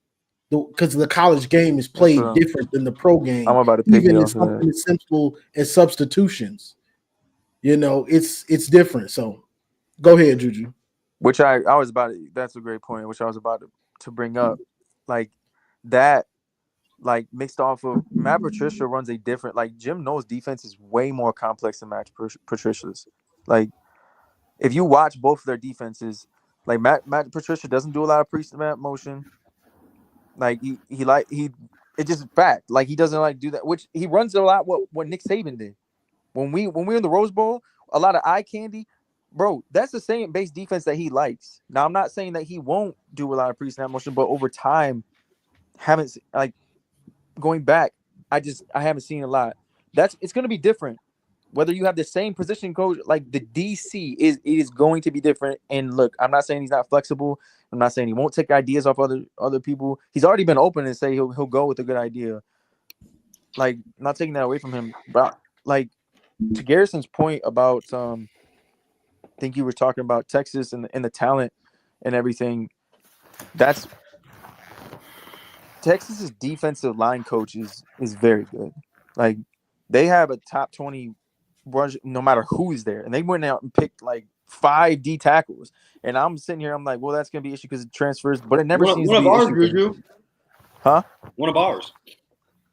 Yeah, and I think he's like I don't think he's starting. I think he's on the 2. No, Hero's not going to start. He's going to be the 3rd, 4th guy, same as he would have been for Ohio State. They literally went and got 5 DTs out of the portal. Like, but that doesn't mean they're all good. I saw a no, that's what I'm saying. Like, I thought it was going to be like, oh, why are you going to get these guys? I'm like, okay, that's a concern. But they have one of the best defensive line coaches in the country, so I'm not even worried about that. Oh, bro, and their edge coach was the coach out from Ohio State last season. Also, there are the guy who I thought was going to be our new D-line coach, which kind of sucks. Look, Texas they match up extremely well. Texas and they got the same coordinators. Texas beats Ohio State 27-20. That's going to be my prediction week 1. It's going to be a good game, tough game, but they're going to edge it out. They just going to be the better team early. Ohio State has to understand something. Yes. With our talent, bro. Yeah, y'all always feel a top 3 talent team every year for like the last 11 years. What's new? That doesn't mean you're going to be good. You're going to be solid. You probably lose 3 games this season. You got to understand. Y'all didn't with this super team. With their super team, they lost 2 regular season games to Make-A-Wish Warren. And you could say, Garrison, I don't care. I don't care about that.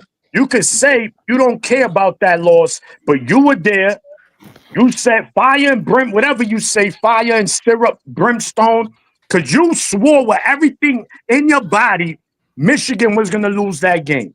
And then you're going to sit here and say, well, I don't care about that game. You did too. Stop it. Stop it. Stop it. Any OSU fan that says that, stop it. And for those that say, oh, the game doesn't matter, don't be surprised. Michigan and Ohio State, 9-2, November 29th, and the loser doesn't make the playoffs. That's a very high possibility. Both 9-2 on November 29th. I'm just interested to see what Matt Patricia is going to do because I'm just saying. I saw somebody say that Matt Patricia that the defense is going to have more. He's the greatest. Anything Ohio State get is the best in the world. I don't based on what? Because he ruins my NFL team when he was a head coach of the Lions, they defense they defense, their culture on defense, their culture is based on it based on a tandem defense. When he got hired to be the head coach, he turned it into a bell cow defense, and a lot of the good players on defense, they left and they went to another team, and Ohio State, they defense is basically tandem, and Matt Patricia, he liked to run a bell cow system, but there was every single snap that's gonna be one safety and two linebacker. When it gets to a point where he need to have three linebackers or two safety, he refuses. He refuses the switch to zone, and he don't like coaching zone. That's what he said in one of his press conference when he was the head coach of the Detroit Lions. That he don't like coaching zone at all. That he preferred he preferred man. Who said that? Matt Patricia,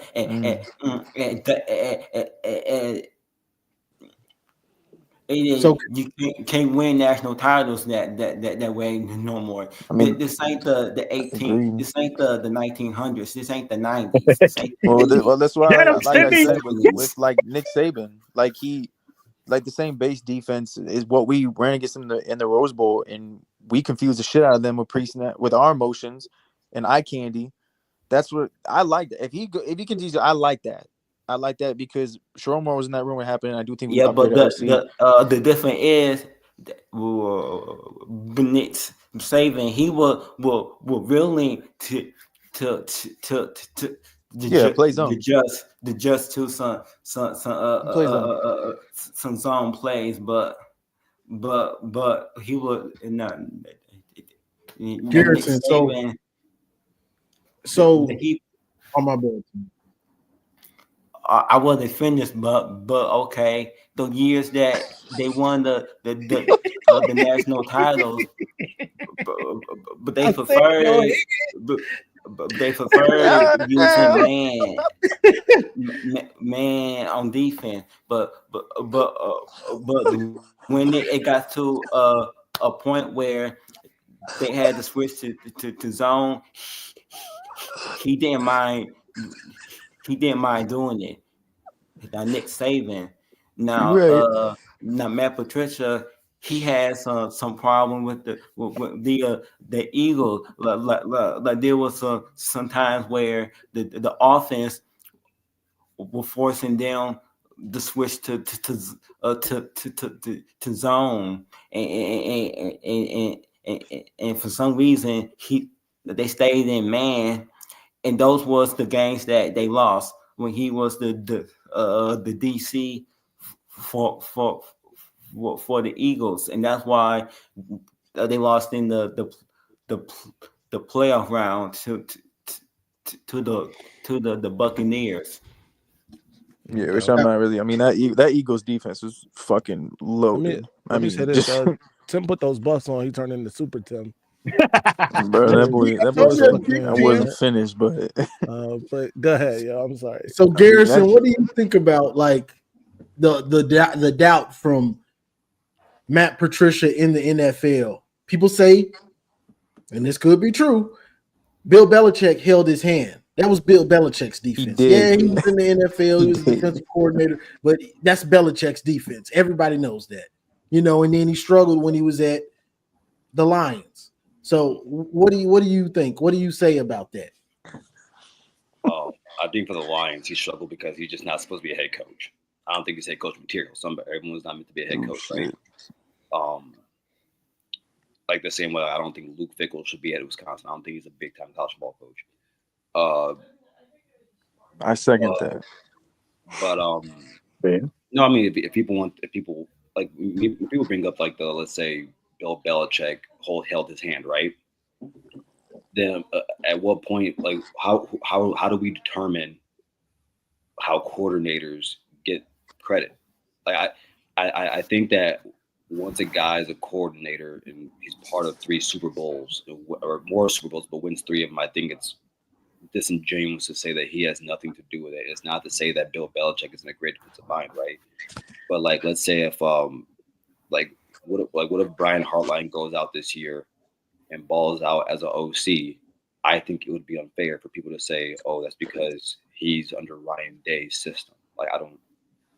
Yeah, that's what they're gonna say. That I mean, I just don't. I'm gonna give him credit. I get it. Nah, because I'm gonna give him credit when it's due, and I'm gonna rag on him too because he's got the keys now. And this is why I like Sharon Moore, even though in big games he's shown he messed up. In the Ohio State games, the dude has come up clutch 2 years in a row. Out coach Ryan Day because. I agree. People say they talk shit about him, right? I get it. It's his first time being a coach. Last year they were saying that's Harbaugh's game plan. That's Harbaugh. Yeah. The 23. It's easy. No, it's not. He went for it on 4th down on 1 drive. That was Harbaugh. Harbaugh was the one that said go for it. He wasn't even on the field. Maniac. I think on that game he was like 3 of 3 on 4th down. Yes, like bro. The 23 game. Sharon was cooking, bro. Sharon, look. I'm gonna say this. Regardless, we don't know what Matt Patricia. He's definitely gonna have his struggle. That's a given. Maybe it's short-lived, and 1 week, 2 weeks. Bro, he's a good DC, bro. I'm not gonna fucking say he's trash. That's possible. So I can't say he's gonna be trash because I don't know. Same thing with Heartline. We don't know. It's a lot of what ifs. Now, I know a lot of OSU fans. They just tend to say, "Oh, talent." Bro, again. When was the last time Ohio State fielded a team that didn't have talent? Exactly. So let's stop it with that. You still got to go in there. We've seen a lot of OSU teams. We've seen a lot of very good OSU teams choke. So if I'm an Ohio State fan, honestly, you're going to have a good season. How good, we don't know. But don't be surprised if you lose 3 games this year because you lost 2 last season and could have lost 4. And the team is not as talented as last year's. And plus, the veterans, man, bro, that shit matters, bro. You telling me Jack Sawyer and JT on that defense didn't matter? Yes, they did, man. Was veteran. Bro, I'm telling you. So I get it, though. It's the arrogance of the OSU fans, the entitlement, right? Because even now with the noon games, you know what they were saying? You know what I was hearing? It messes up with recruiting.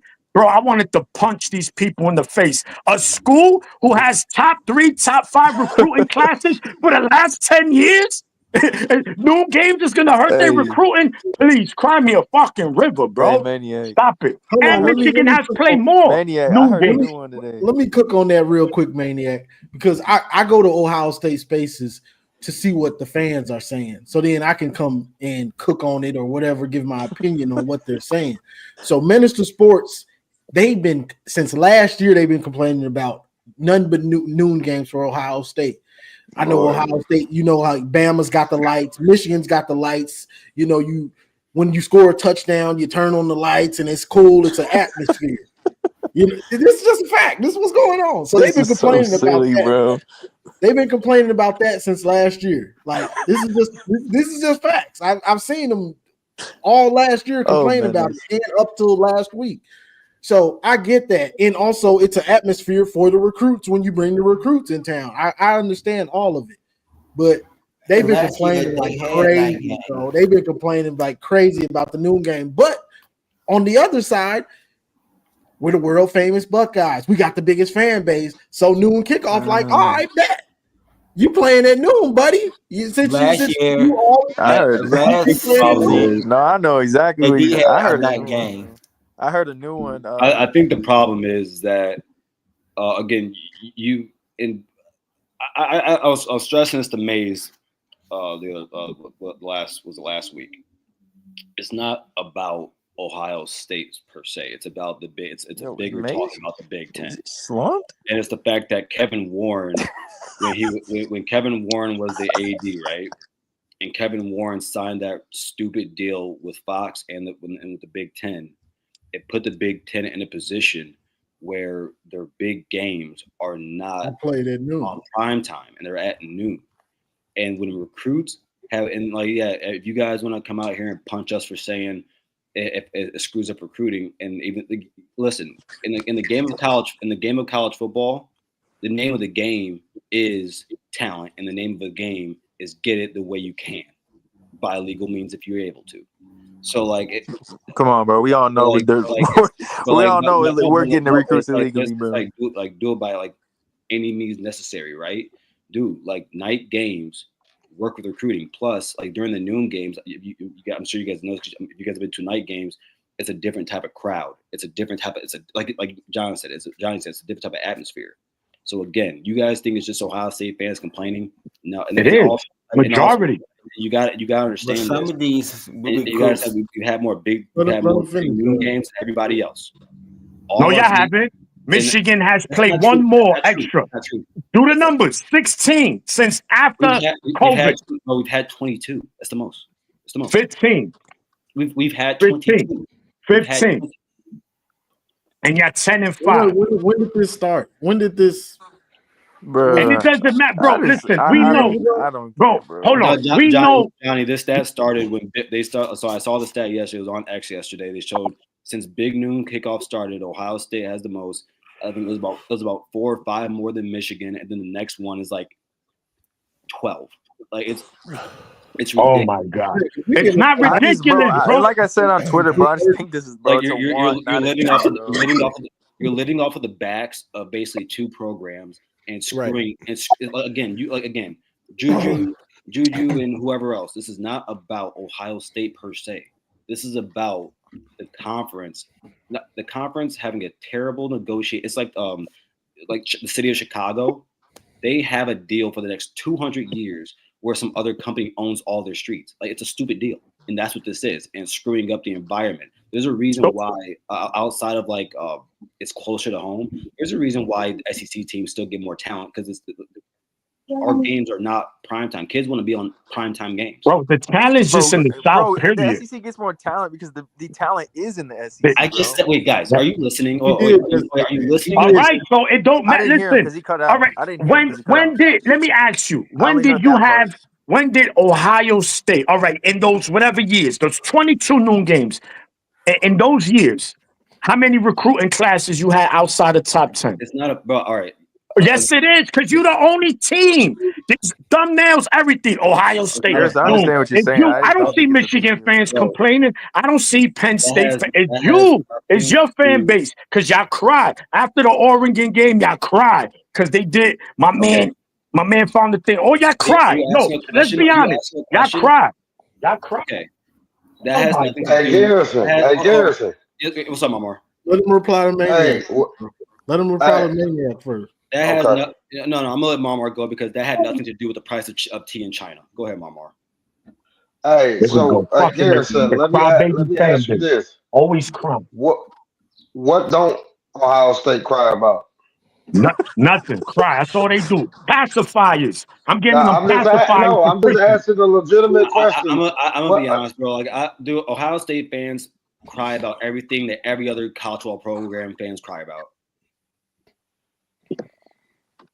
Nope.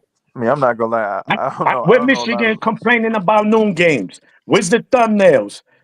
Michigan complaining. College football is noon, bro. That's just the tradition of it. So what? It doesn't matter. It hasn't affected you. You're the number one fan base. Y'all get the number one viewership. Y'all get the top recruits year in. What are we complaining about, bro? This is what pisses me off. Is a rich guy complaining that, yo, I don't got enough money, but he's a billionaire. Come on, man. No, I understand what Garrison is saying. I'm like not for the talking conference about and stuff. Ohio Like, State. I'm talking about. But this is you. the Fan base is problem. crying. Johnny just said it in minutes. I understand what you're saying. I just think it's Nick for Knack, bro. I just don't think it's like. All right, listen, bro. If that's for you. What I do know is that I am in these space. I'm in a lot of SEC fans, and they all say the same thing. It's stupid for the Big Ten to put these games all the time at noon. Texas. Yes, look, bro, listen. Ohio State is now left with UCLA, Rutgers, Grambling, and one more other school for their night games. I'm not disagreeing, bro. That's crazy, bro. Like, I'm not disagreeing, but I'm not gonna. You guys can sit here and just say, like, listen, I get it, bro. For you guys, it's fun to say, oh, it's Ohio State complaining, even though I've said countless times, this is a bigger issue for our conference. But SEC teams, just like us, they say, bro, this is stupid. You shouldn't be doing that, bro. Okay. But it's like listen, I get that. But it's about the network more so than anything. I've said that. No. I am not disagreeing with you, bro. But Juju can't. Maze, I know you're not. But for some reason, they don't understand that. Right. Bro, I'm not disagreeing with you either. I just think it's nit for Nat, bro. I play the game. We signed the damn contract. Yeah, exactly. That's the biggest point right there. The Big Ten signed the contract. They knew what it was going to be. They knew Indiana versus Minnesota wasn't going to be the noon game. Right? No, but I don't. But Maze, I don't think they saw like let's think about last season, right? I don't think they saw it coming where you have like an Indiana that's really good, right? Or let's say you have an Illinois that's really good. And you take these games, dude, that could be like really big. Listen, there's no reason Ohio State and Penn State should be at noon every single year, bro. I agree. I agree that I would rather see a whiteout or whatever you guys do, a blackout, from time to time for those games, right? The problem though is Fox also sees what their numbers I agree. are. And they're like, and that's my point. And that's why I think Ohio State and programs like Ohio State, programs like Michigan, programs like Penn State, Oregon, when it comes, because renegotiation is coming up. They're not on our level yet. Renegotiation is coming up here. Right. But Jude, you have to understand Penn State has the East Coast. No, I understand. But the only two people I want at the table is Michigan and Ohio State. No, but and by the way, those numbers bear it out. Like the noon games for Michigan and Ohio State are far beyond everybody else. I said all that, but what I'm saying is Penn State's going to be able to negotiate that too. But I think for teams like you guys keep saying it's Ohio State. When the negotiations come up here pretty soon, and I think it hurts teams like Penn State more than Ohio State. What? Yeah, it hurts. It does hurt Penn State more. Exactly. Yeah. It does. And that's why I again, I get it for you guys. It's fun. It's cute to sit here and make it an Ohio State thing, guys. This is a Big Ten thing. All right. Yeah. You're right. The Big Ten thing. It's never about Ohio State. Y'all the perfect program. Y'all, no one does nothing wrong. It's always about y'all. Big Cat. It's a Big Cat program. This is why I can't fuck Ohio State. They bums. That's right. Now I'm gonna get in my bag. I'm gonna get in my bag. They bums. Hello, maniac. And Ghost is a bum too. Hello, maniac. You've been cooking them all day. No. Do what you do to everybody else. Do what you do to everybody else. Give him a break. Give him a break. Ghost is a bum. Ghost is a bum. Too. What you do to everybody else? He said he wasn't gonna come here no more. He's a bum. Fuck Ohio State fans. They all pussy. Yeah, I want to address this. Fuck out of here. So I will say this as a football fan. When I see Texas, Ohio State noon game, it does bother me some because it's like, why isn't this game at night? When I see a crackhead. Ohio State. Hold on, maniac. Like, come on. My boy Johnny, go ahead. No, because he's next. I want him to call up that clown ass. He's pussy. Hey, one second. Hey, bro, watch how you talk to a Master Chief of the United States Navy, bro. That man's done more. My man, shut the fuck up. Shut the fuck up. You shut the fuck up. This is why I didn't want this to Shut up, bro. Shut the fuck up. You weasel. You a weasel. Mind your business, nigga. Mind your business. Hey, are you done? Are you done? We're talking about guys that just come here and take shots every week. Fuck out of here, bro. I'm tired of this dude. Internet thugs. Like I was saying, as a college football fan, I do want to see some of these games at night. The Ohio State, Michigan versus Texas. I was slick wanted to see that at night, even though we got destroyed. But there is a difference in the atmosphere of those games. You know what I'm saying? When was the last There's a difference. Big Michigan game at night? I think the last one was Notre Dame, wasn't it? Nah, I wouldn't go. And you might be right. That was the last big one, right? Michigan State game. That's the last big one. Nah, that's not a big game. The trophy. That's a killing. That's a televised slaughter. That's a historic rivalry too. So yeah, I think that's our last big game, night game. Facts, nice. But yeah, I do want to see some of those games. It does bother me as a fan to not see some of this stuff. But I do understand what the big noon kickoff is doing because they want ratings. If you know the rules, play the game. Yeah, it does. You know, bro, could you at USC, right? Or was that at home? You said what? We were at home. All right. At 3:30. That was 3:30, wasn't it? Okay. Yeah, okay. Well, bro, could you imagine because Ohio State, we play like Ohio State played USC, bro. I don't think a game like that. I don't care what USC's record is. I don't like they're decent. I don't think that game should be at noon.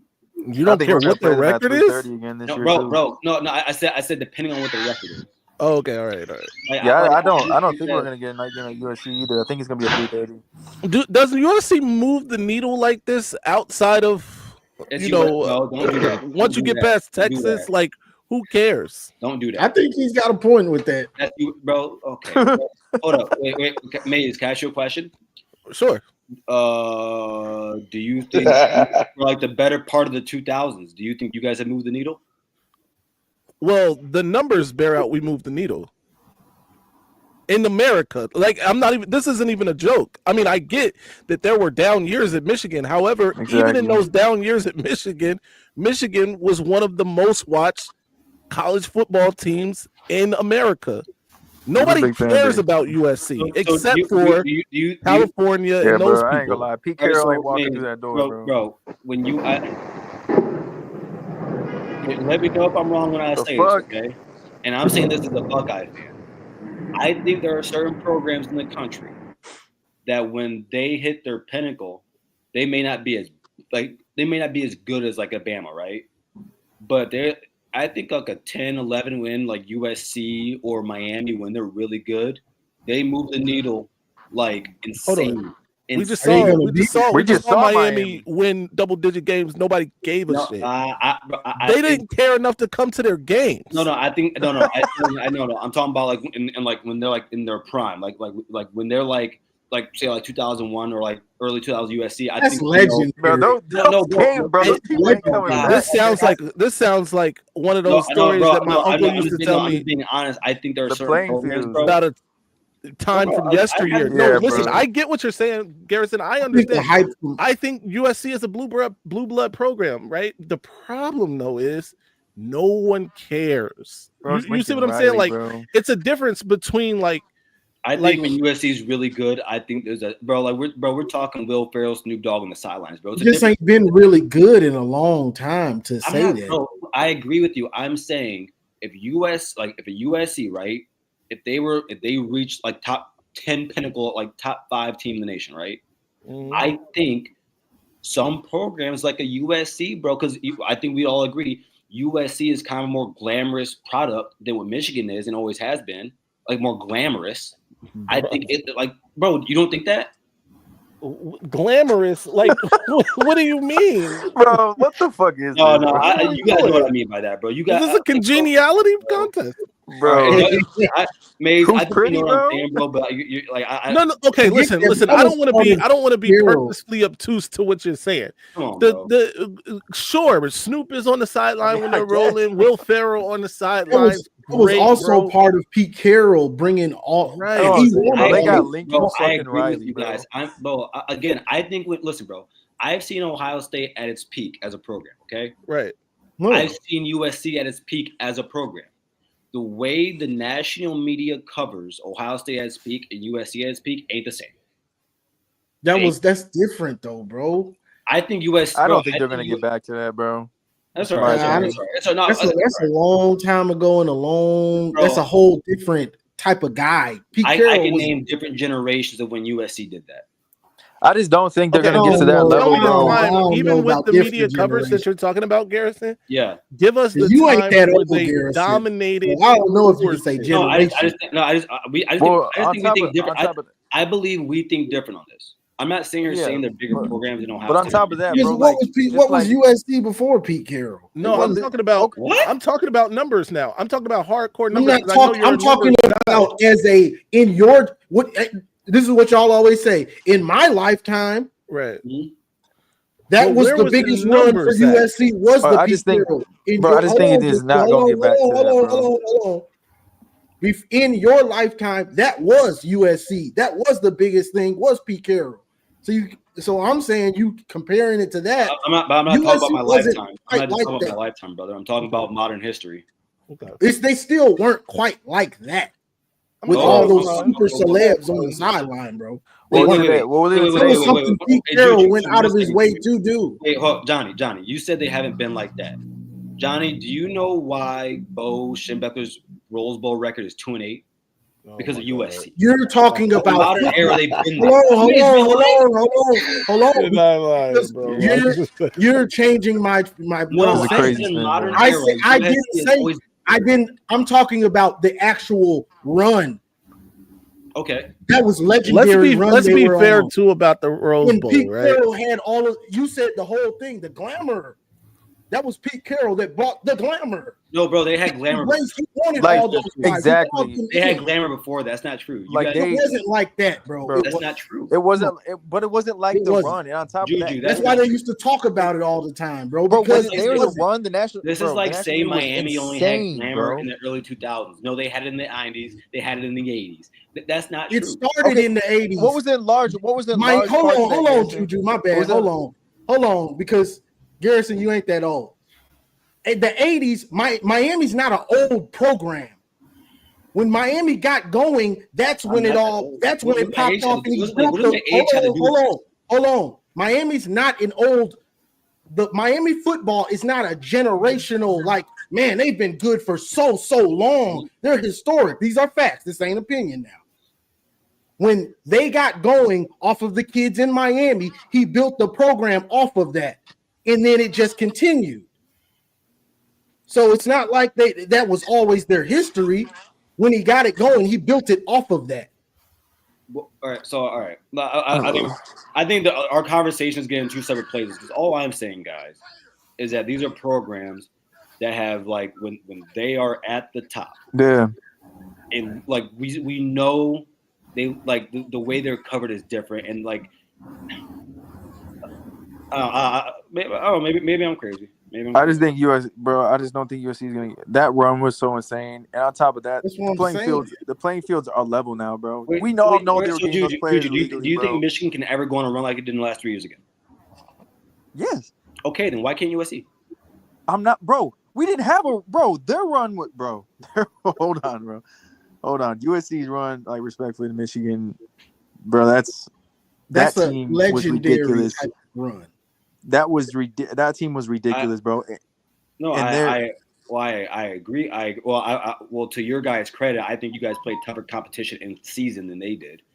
But let's also say, like, to my original point, like, bro, the playing fields are level now. Like, we all know how they were getting those players. We all know. Like, the playing field is level now, and it's legal to do that stuff. So I just don't. I don't know. I think the talent is too spread out, bro, for them. But I feel like when we say that, though, then why?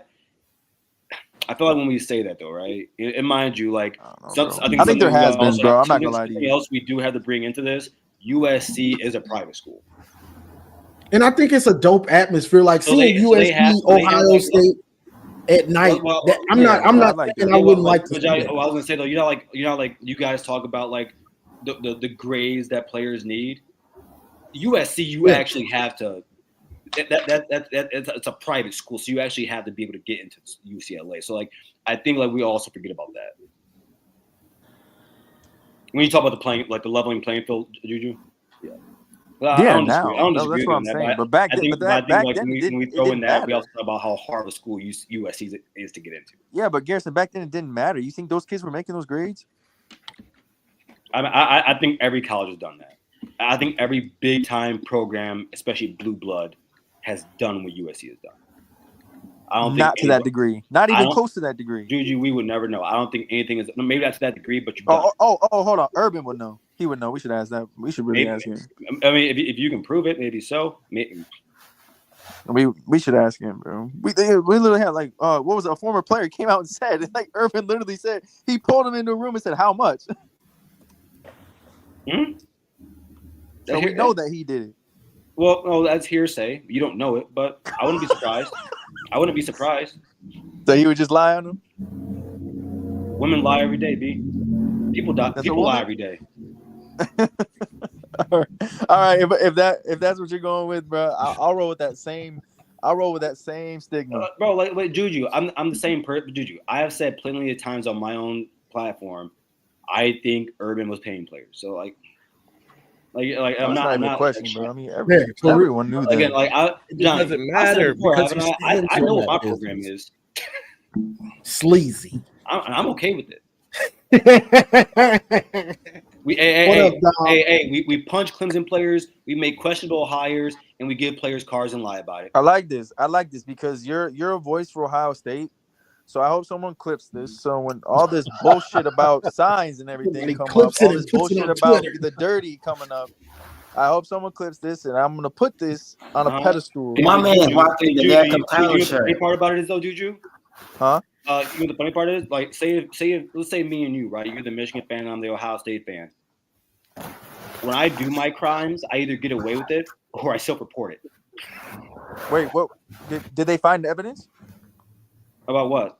Urban pain? About the actual offense that they're accusing, not just the minor violations they're trying to group together? Did they find actual evidence towards the sign stealing? Juju.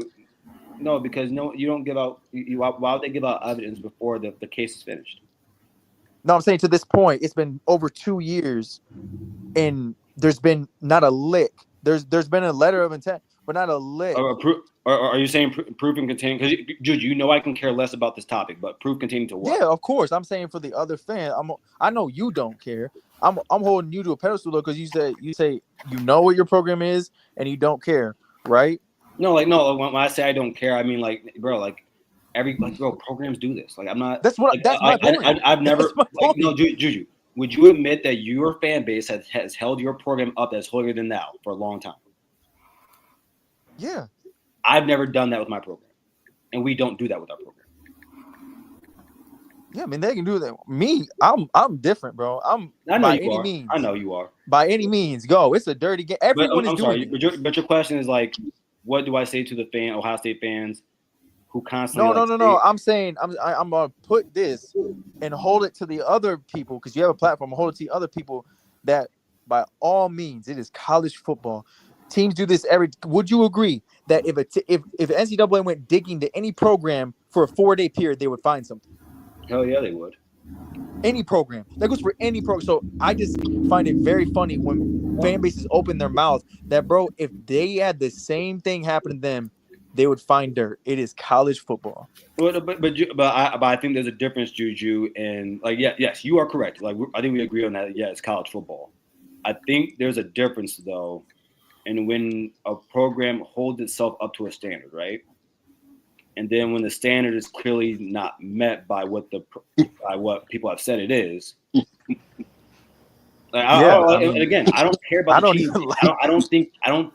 put it in because I think it was his name was Sly Hilliard. He said, "Do I ever give Michigan credit for anything?" I typed in there. I don't think cheating had anything to do with it, with you winning.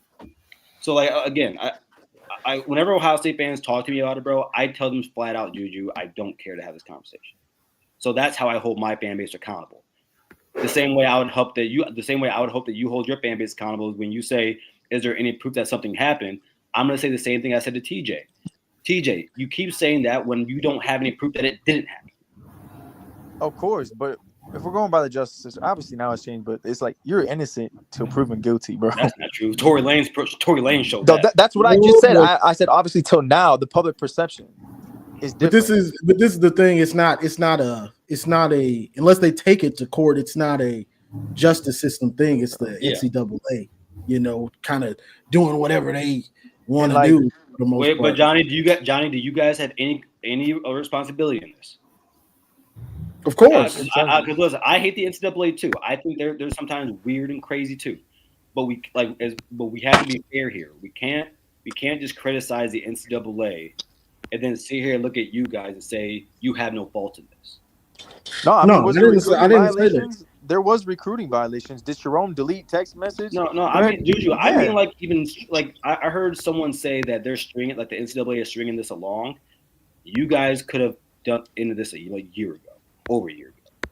How exactly would we? I think that if you guys had self-sanctioned last season at some point, like because I remember some Michigan fans talking about sitting out that Alabama game. Do you remember that? Wait, I think if that happened, but Johnny, but that was literally a conversation. Oh, you talking about this last year? Yeah, yes. Yeah, I wouldn't have minded that at all. And I think had they done that, and I think had the university not tried to fight it as hard as they were, I think this would have been gone a long time ago because I think they went in Harbaugh's head, and now they're like, "Oh, you guys went not you guys are doing okay. How about you guys come to the front?" I think the perception of like we could have settled is just. I don't think it could have happened because we literally self-imposed. The NCAA hasn't come down with anything yet. You're talking about the live question. We keep they don't have to.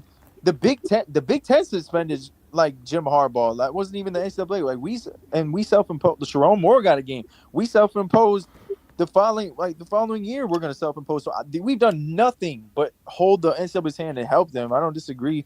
Like. I don't understand why we saving face, bro. The SEC is out here giving the middle finger, bro. Oh, Juju, don't do that, Juju. Stop saying but they. Yeah, you letting them do that. No, I'm talking about in terms of this. Well, we can't sit here and say, "Hey, babe, I know I cheated on you, but look what the other guys are doing." Yeah, Garrison stay cheating. Why can't you do that? Stay cheating, man. Like you just said. No, you can't say that though, Garrison. Like you just said, if we don't know, then you can't say we cheated. No, Juju. I have still hope. No. I have stayed consistent from the beginning. I have always said I'm not good. I can look at things and say, okay, that's what they should get punished for. But what I'm not going to do is say something is fact when it's not. And then I'm not going to do that. I think you guys have been saying from the get-go something is not like when you guys said this never happened. That was you guys kept saying that, and then it migrated to Lone Wolf. We found out that wasn't true. Like that's what I'm saying, bro. Like every time something new comes out, you guys migrate the narrative. And Ohio State fans have done the same. I'm not gonna lie to you. But that's why I try to stay in the middle. And I don't care about that. I think just no matter what noise we have, because you look at this, we're sitting over here laughing because like the fan base, y'all say you didn't do anything wrong, but all the shit is coming out. Yeah, all the shit about minor violations that they went digging for. But what we're laughing about is we haven't heard any talks about vacated wins or postseason ban. It's not gonna happen. Bro, stop talking about from now on, I don't care about. Yeah, I'm just talking about the fan base, bro. None of that. Exactly, because the players didn't do anything wrong. It's not going to happen. That would be punishing the players. It's just not going to happen. No, and I don't want the players. No, of course. I'm not saying you. I'm saying what the fan bases have been fighting over. What's going on, Dom? What you got going? How's it going, gentlemen? All right. The Dom father. Can you hear me? Okay. Yes, sir. Hey, thanks. My mic. What up, Dom? I had to put that off to the side, and I apologize. I'm coming in a little late, but what you gentlemen were talking about earlier, as far as if national recognition for a particular school brand, and some are a guarantee. Michigan, what have you. And what happened to Southern Cal? What happened in Nebraska? My take on that is, with the number of resources that we have now to watch college football, the number of networks that broadcast on a regular basis, that is substantially different than what it used to be, 90s, especially in the 80s, when Nebraska, Oklahoma, Notre Dame, Southern Cal, they were the national brands because the number of resources that we had to tune in and watch football was limited. And now there's so many options that these well-known blue chip schools aren't carrying the national recognition that they once used to. However, I will say that, I'm a Michigan fan, I'm biased, and I'm in Southern California. I'm wearing a Michigan shirt going for a walk. I'll get at least 2 Go Blues. I don't get any Ohio State people saying anything, Go Bucks. Never. What about USC? Are USC people like, hey, fight on? No, the USC exactly. People, there's a couple of them in the gym, Maze. It's the California thing, man. It's like, you think about it, if you're going to go to a Southern Cal game that's at 3:30 on a Saturday, which would be noon here, most people are at the beach. That's why they don't even fill out the Coliseum. It's like in the Trojans, you got like Lakers. It's down the list. That's what I'm saying. But there has-beens now, bro. Like, yeah, it doesn't have that. The team doesn't have that vibe, if you will, when Pete Carroll was there and they had the number of star players that they had. I mean, can they get there again? I don't think so with Lincoln Riley, but it's the coach, it's the program, and it's the historic, the ability to reference the school, the brand historically, where they have national titles, they've had Heisman Trophy winners, and they'll come back around, but again, I keep going to the number of resources that we have to watch college football each week. You could sit in front of the TV from noon till midnight on Saturday watching college football. And it's Thursday, it's Friday.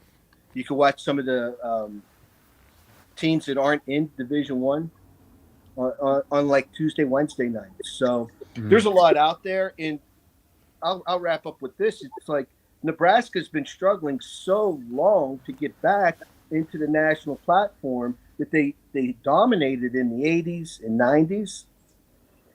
If I'm a kid, I'm going to go to Nebraska during those decades because they're guaranteed to be on television and there's limited resources.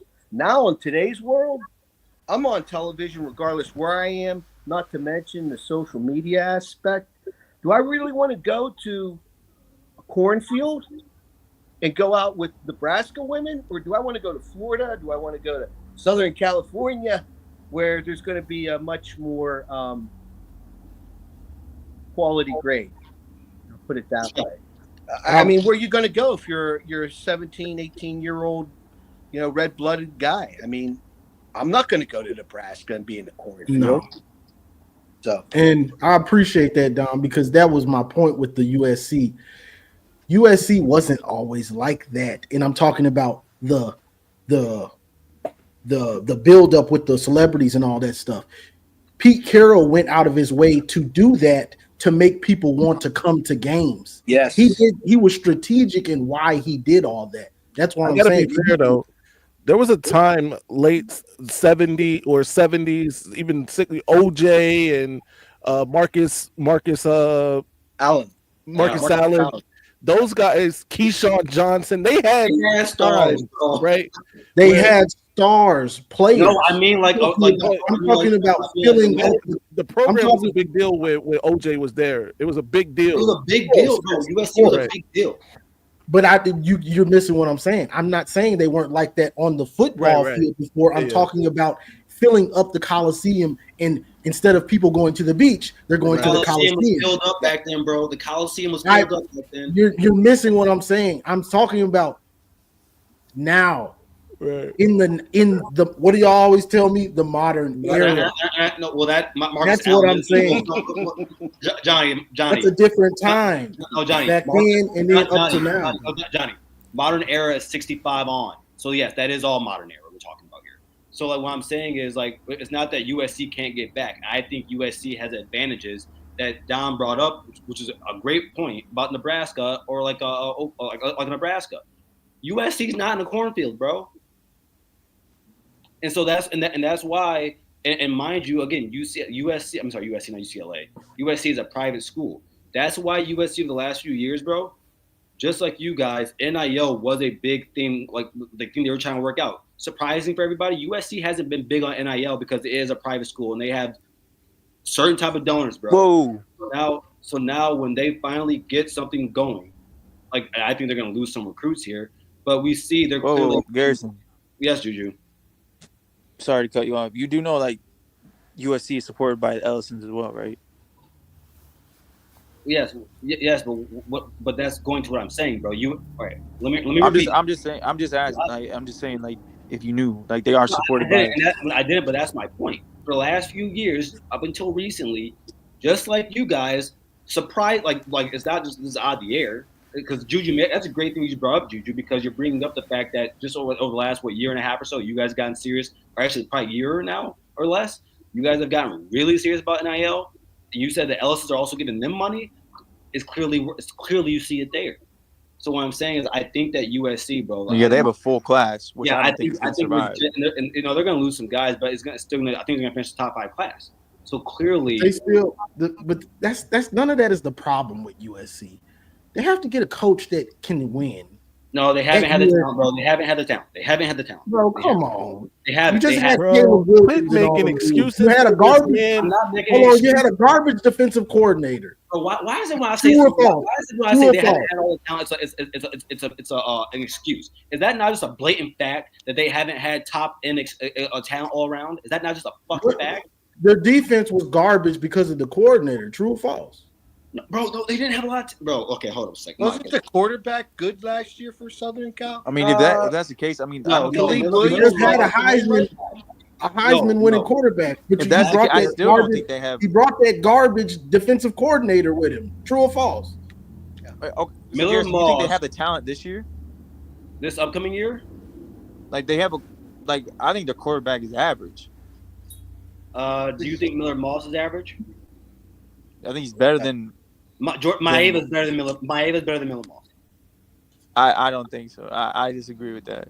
I saw Maeva in his first game torch a team in the Big Ten. He can torch, bro, but he's inconsistent. I mean, look, bro. You're a true freshman. It don't matter, bro. The tangibles and everything. Hey, Juju. Hey, you know what, Juju? I got you. I'm not taking that. Wait, no, Juju. I got you. Oh no, when Bryce Underwood. If he ever has, which I think we can all expect. Wait. Is he a transfer? No, Juju. If he has some up and down games as a true freshman, like Jordan Maeva, I'm going to sit here and tell you it doesn't matter. And I don't want to hear any excuses from you. No, that's not my point. You just said that. You just said that, bro. Inconsistent. Like, that's not. I didn't mean towards his pick. It don't matter. You just said it didn't matter that he was a true freshman. And that's why I say. Like I said, let me finish. Let me clarify for you. The inconsistency is separate. I was about to go on. You cut me off. How was it separate, bro? Johnny, who was the quarterback? I might be mistaken on the years here. And I'm sorry, I don't remember his name, but he wore number 13 for Southern Cal. Caleb Williams.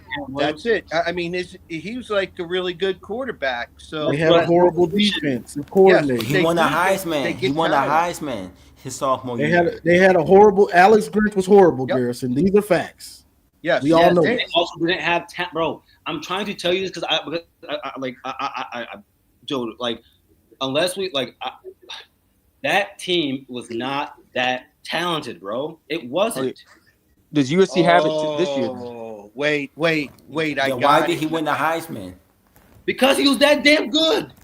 Wait, hold on. Touchdown. Wait. So does USC have the talent this year, Garrison? The light bulb went on. The light bulb finally went on, I said Johnny. does USC have the talent The this light year? bulb went on. I get it now. Johnny, is Garrison here telling us all that Ohio State gets all the best players, pick of the litter, and the rest of these schools, we get the leftovers. We get the scraps. Is that what I'm understanding here? Hey, Dom, you're being like maniac right now. We bring up Ohio State when I didn't say anything about them, bro. So I'm just messing with Harrison. Don't take me. I know.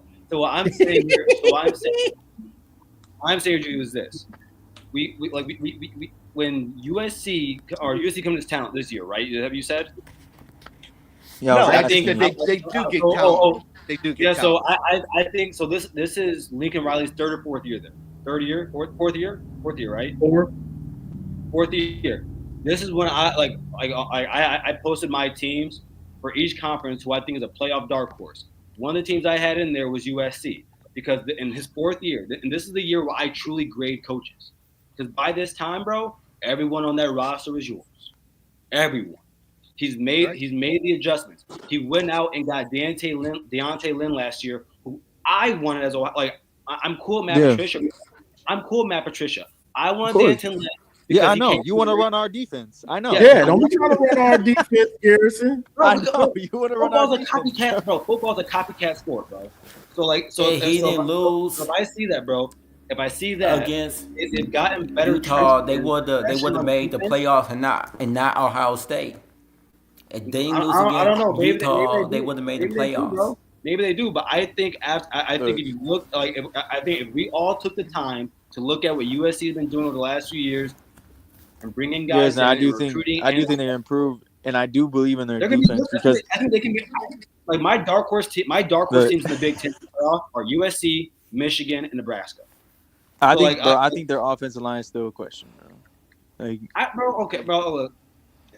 Bro. Look, hold on. Let me go. That's for a lot of teams, bro. That's for a lot of teams. Hold on, bro. Hold on, because last year they were absolutely garbage. Okay, so I do believe in their defense because do you think USC has better coaching than you guys? Coordinators? Coaching. Like head coach? Yes. No. I think Lincoln Riley's a better play caller. Yeah, I'll give him the offensively. Offensively, yes. I don't think Lincoln Riley's a good CEO, bro. He's a better OC. Wait. But that's okay. If you want to give him, this is a good conversation. This is a great conversation. If you want to give Sharon Moore a better CEO than Lincoln Riley, okay, that's what I was just about. Let's get to it. This is year one. It's year one, right? With Juju, remember we had this conversation the days you were here. We talked, and I asked you guys, how can you take one season from a coach from an 8-5 year and say he's better than someone else? So again, I start off as a tight end coach. If you want to give Lincoln Riley the edge, bro, Sharon's only had 1 year. So okay, cool. But that doesn't stop me from saying that I don't think Lincoln Riley's a good head coach. I agree with Juju. But you think Sharon Moore's a good head coach? Or do you just not know yet? He's at 1 year. Oh, so you don't know yet? No, I'm asking. So you don't know? Yeah, I'm not comparing the two, but it doesn't stop me from saying I think he's a better OC than CEO. Do you think Sharon Moore? All right, I'm gonna have some fun with this now. I love this. I think the opposite for Sharon Moore, though. I think Sharon Moore is a better CEO than John Smith. I do. John Smith. Who? Yes. I do. You know why? First came to Michigan. He wanted to be a. You guys give Jonathan Smith any credit for what he did at Oregon State? No. Wait. Would you if Sharon Moore had came from a different? Hold on. I'm baffled by this. So if Sharon Moore, let's say Sharon Moore took the James Franklin route, right? Mm-hmm. And in the first season, he had a 5-win season at Vanderbilt, but then took them to 2-9 seasons with 2 top 25 finishes in a row at Vanderbilt. You wouldn't give Sharon Moore credit for that? Is that what Jonathan Smith did? No. What Jonathan Smith did, no. He took a bad Oregon State program and made them a really respectable program. Right? Wow. Bro, he was under 500. Okay. As a head coach there. Hold on. Bro. I don't want to get away from this because I think that there's a disconnect. Years I literally said I gave the edge. Look at all his years. So hold on. Here, I don't know. I gotta look. I got it right here. Hold on. I got it right here. Right. Got it right here. Hold on. Whoa. Oregon's 2020 2-5, 2021 7-6, 2022 these are all Oregon State 10-3, 2023 8-4. So again, I'm going to ask you this: do you get no credit from taking that program from what it was to developing wins? Garrison. Okay, sure. In that conference, I'm asking this again: is he a better CEO than John Smith? Yes. Based on what? Based on what? I'm asking. Based on, first of all, he took a. What was okay? Let me start here. No, he took what? He took what? He took what? No, because I need to know this. What was Oregon State's record the year before Jonathan Smith became the head coach? I'm looking it up right now. I know. Yeah, I was probably looking. Yeah. Garrison, the thing about Sharon Moore, when Ohio State started talking about Sharon Moore, they want to go right away to last year's record. No, let me finish, please. Yeah, let me finish. I'm sorry, bro. And why I really admire and respect Sharon Moore is he could have blew up Team 144 with a loss to Penn State, with a loss to Maryland, or a loss to Ohio State. And to be put in that pressure situation, the first national title run, a legitimate one, since 1997, and to pull that off was massive. And then under all the scrutiny, under all the scrutiny last year, in all the changes that he had to deal with as a first-time CEO, and get that organized at the end of the year to produce a few satisfactory wins at the end of the year. What I admire most about Sharon Moore, and I think it's very vital in any sort of leadership, is the ability to handle pressure. Hold on, Tim. Is the ability to handle pressure situations, and Sharon has exhibited that multiple times in a very brief career at the University of Michigan. That's why I love Sharon. And you know what, Dom? Listen, Dom, I agree with you. I agree with you. Like, I think those are things as a coordinator he can be credited for, right? My thing is this: when we're asking who is a better CEO, and actually, you want to give that record, Mace? Yeah, the record was 1-11. He took over. Hold on. He took over. They won one more football game. 2-10. Right. And then 5-7. Wait a second. Then Okay. 2-5. So we're gonna ask this question again. You know what? How about this first? Wait, Dom. Let's include No, because I want to be clear about the CEO position. I want to go back to what Dom said. I want to respond to what Dom said. Because I do agree with you that Sharon Moore should get credit for what he did during the end of that season on the championship run, especially in the regular season. And we want to credit that to him being a CEO and him having and I saw someone point. I think Antoine pointed this out about modernizing recruiting for you guys. I think these are things that you can point to. But what I'm saying is we're talking about a guy at Oregon State who inherited a 1-win program. And was it the third year in 3 years, Johnny? He got to 10 wins. No, don't try to please. Don't try to shoot. No, Johnny, you said the third year he was 10-3, correct? No, he wasn't, and it wasn't after. When did he get there? It was like fourth year. He got there in 2017, or you said okay. Also, you said the season before he got there, he was. Bro, listen to this. This is what it is, Garrison.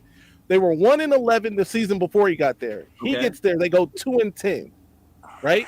He follows that up with 5-7, 2-5 in the COVID year, 7-6 the year after. Then he goes 10-3. That's year 5, by the way. Bro, that's fine. Maze, year 5, bro, that's fine with me. My thing is, I think let me know, bro. Will you listen, bro? God damn, it's Oregon State, bro. Because Mays is being disingenuous right now. He's treating Oregon State like it's Michigan, bro. No, but I'm not, bro. Also, but he's in a week. Like, bro, the Pac-12, bro. Thank you.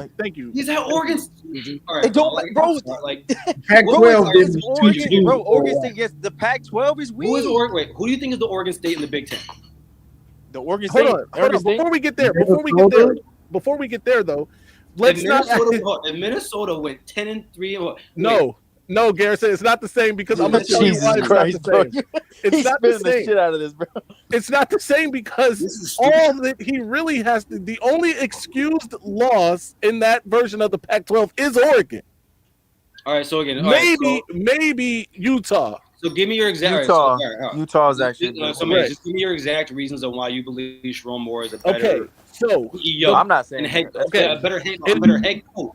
A better head coach than John Smith. Better CEO. Yeah, that's what the head coach is. No, bro, I want to be clear about what I'm arguing. You don't think he's a better head coach? I didn't say that. I'm not arguing. I'm not even putting Sharon in the conversation. All right. Listen. Here's the thing. Sure, the better head coach. This is why he's the better head coach, because he went through what he went through last year with the adversity that it was already happening.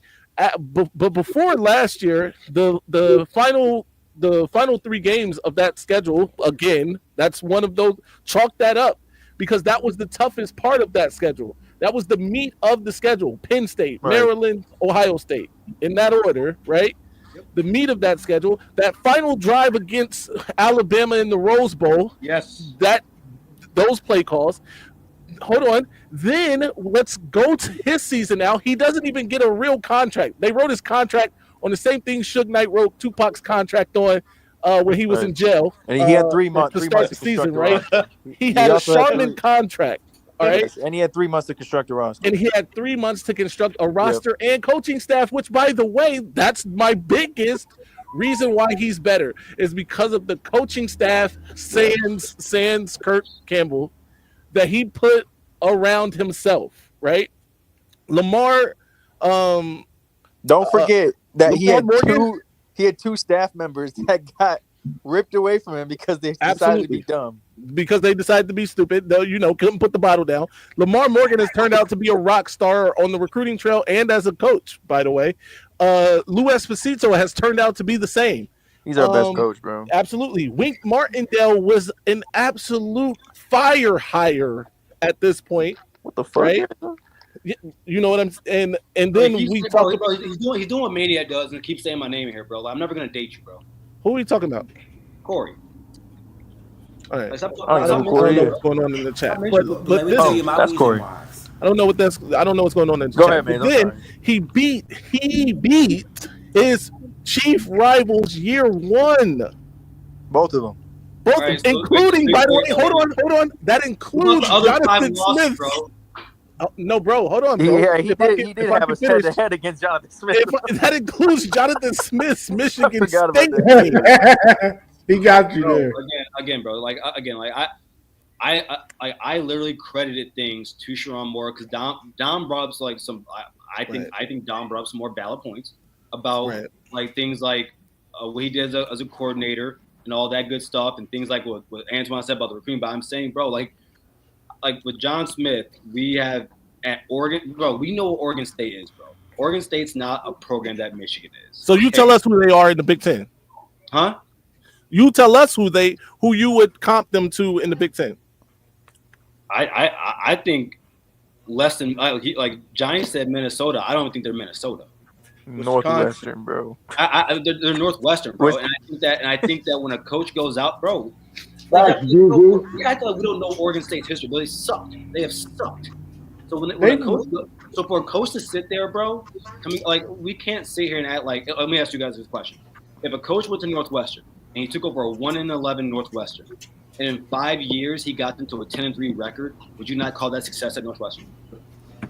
5 years in the Big Ten? At Northwestern in the Big Ten, got them to 10-3 in 5 years. That's who Oregon State is. Yes, because there's more competition. There's more competition in the Big Ten. Bro, Oregon State Big Ten is a harder conference. Yes, it is. How can bro, hold up. Bro, we can say, yes, the Big Ten's a harder conference. What I'm saying is, we can make comparisons to what they are.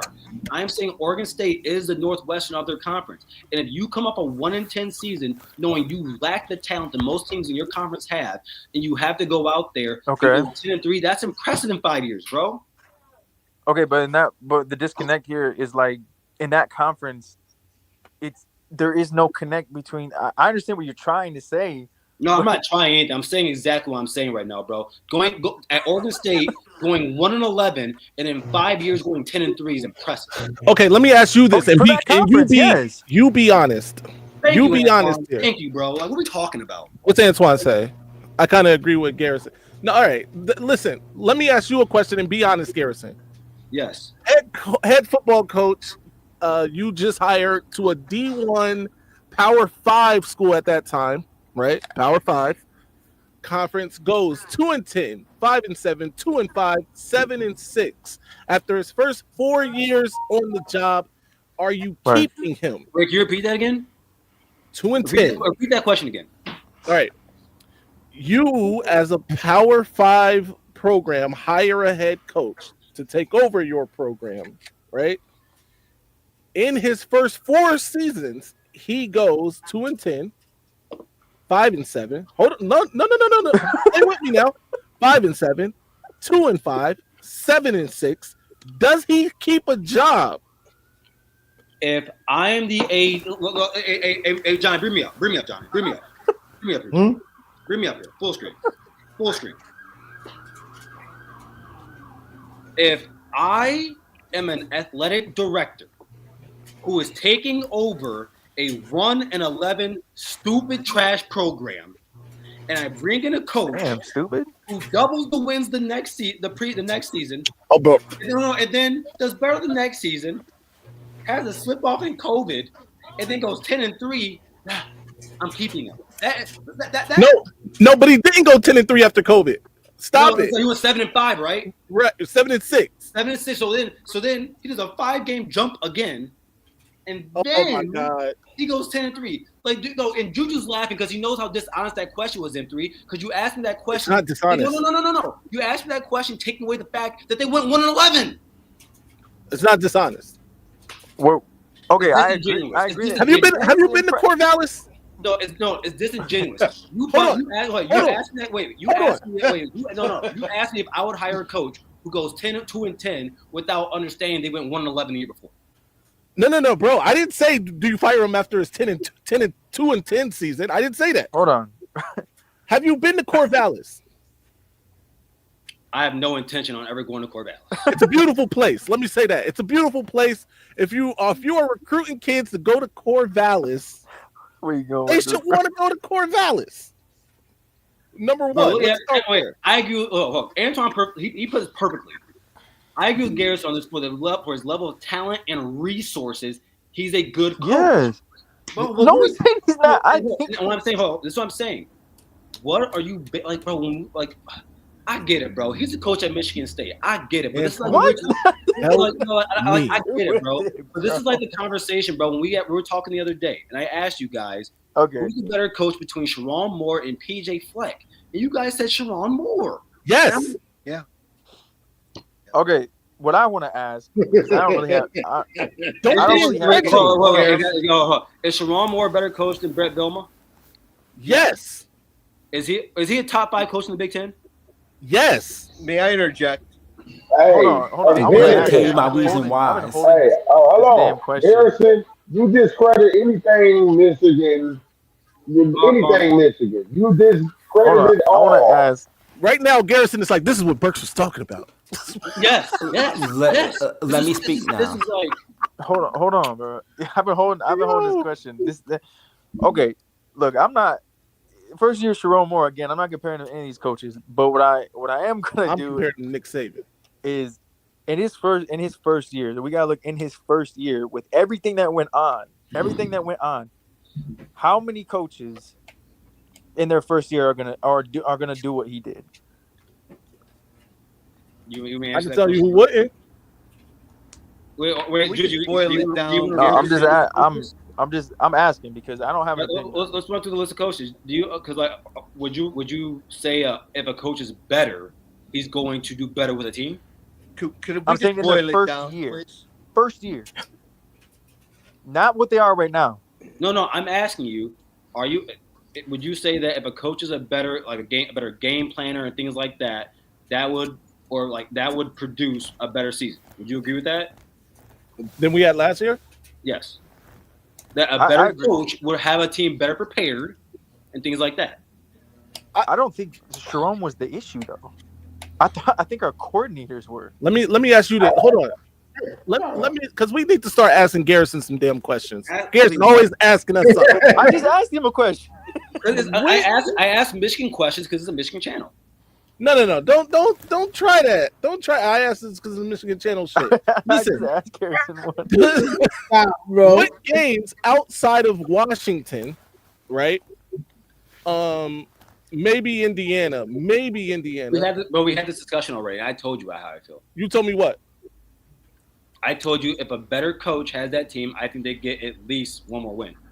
At least one more win. So you think it was the coaching, the head coaching, that cost Michigan? I mean, by that measure, I think Sherrone Moore is in good shape. From the top on bottom, because you guys know me. Like from what, this was maybe January, February, March. I was saying last year, March. I was telling you guys, you don't have the quarterback room. And then when Sherrone Moore spoke out of his neck, saying he's confident, he doesn't have to be from the top on bottom. Because Juju just said it was the coordinator. We give whenever. Yes, that was his fault. From the top all bottom. So Sherrone Moore, at the end of the day, bro. The worst thing Sherrone Moore did was believing in people. The worst thing he did was believing in him. I can have multiple things he did. He didn't go out and get a quarterback. He made he didn't have time. He made a bro. There was nobody. Garrison, I hate when people do this. There was absolutely nobody in the market, bro. All right, so let me ask you guys a question. Do you believe? Right.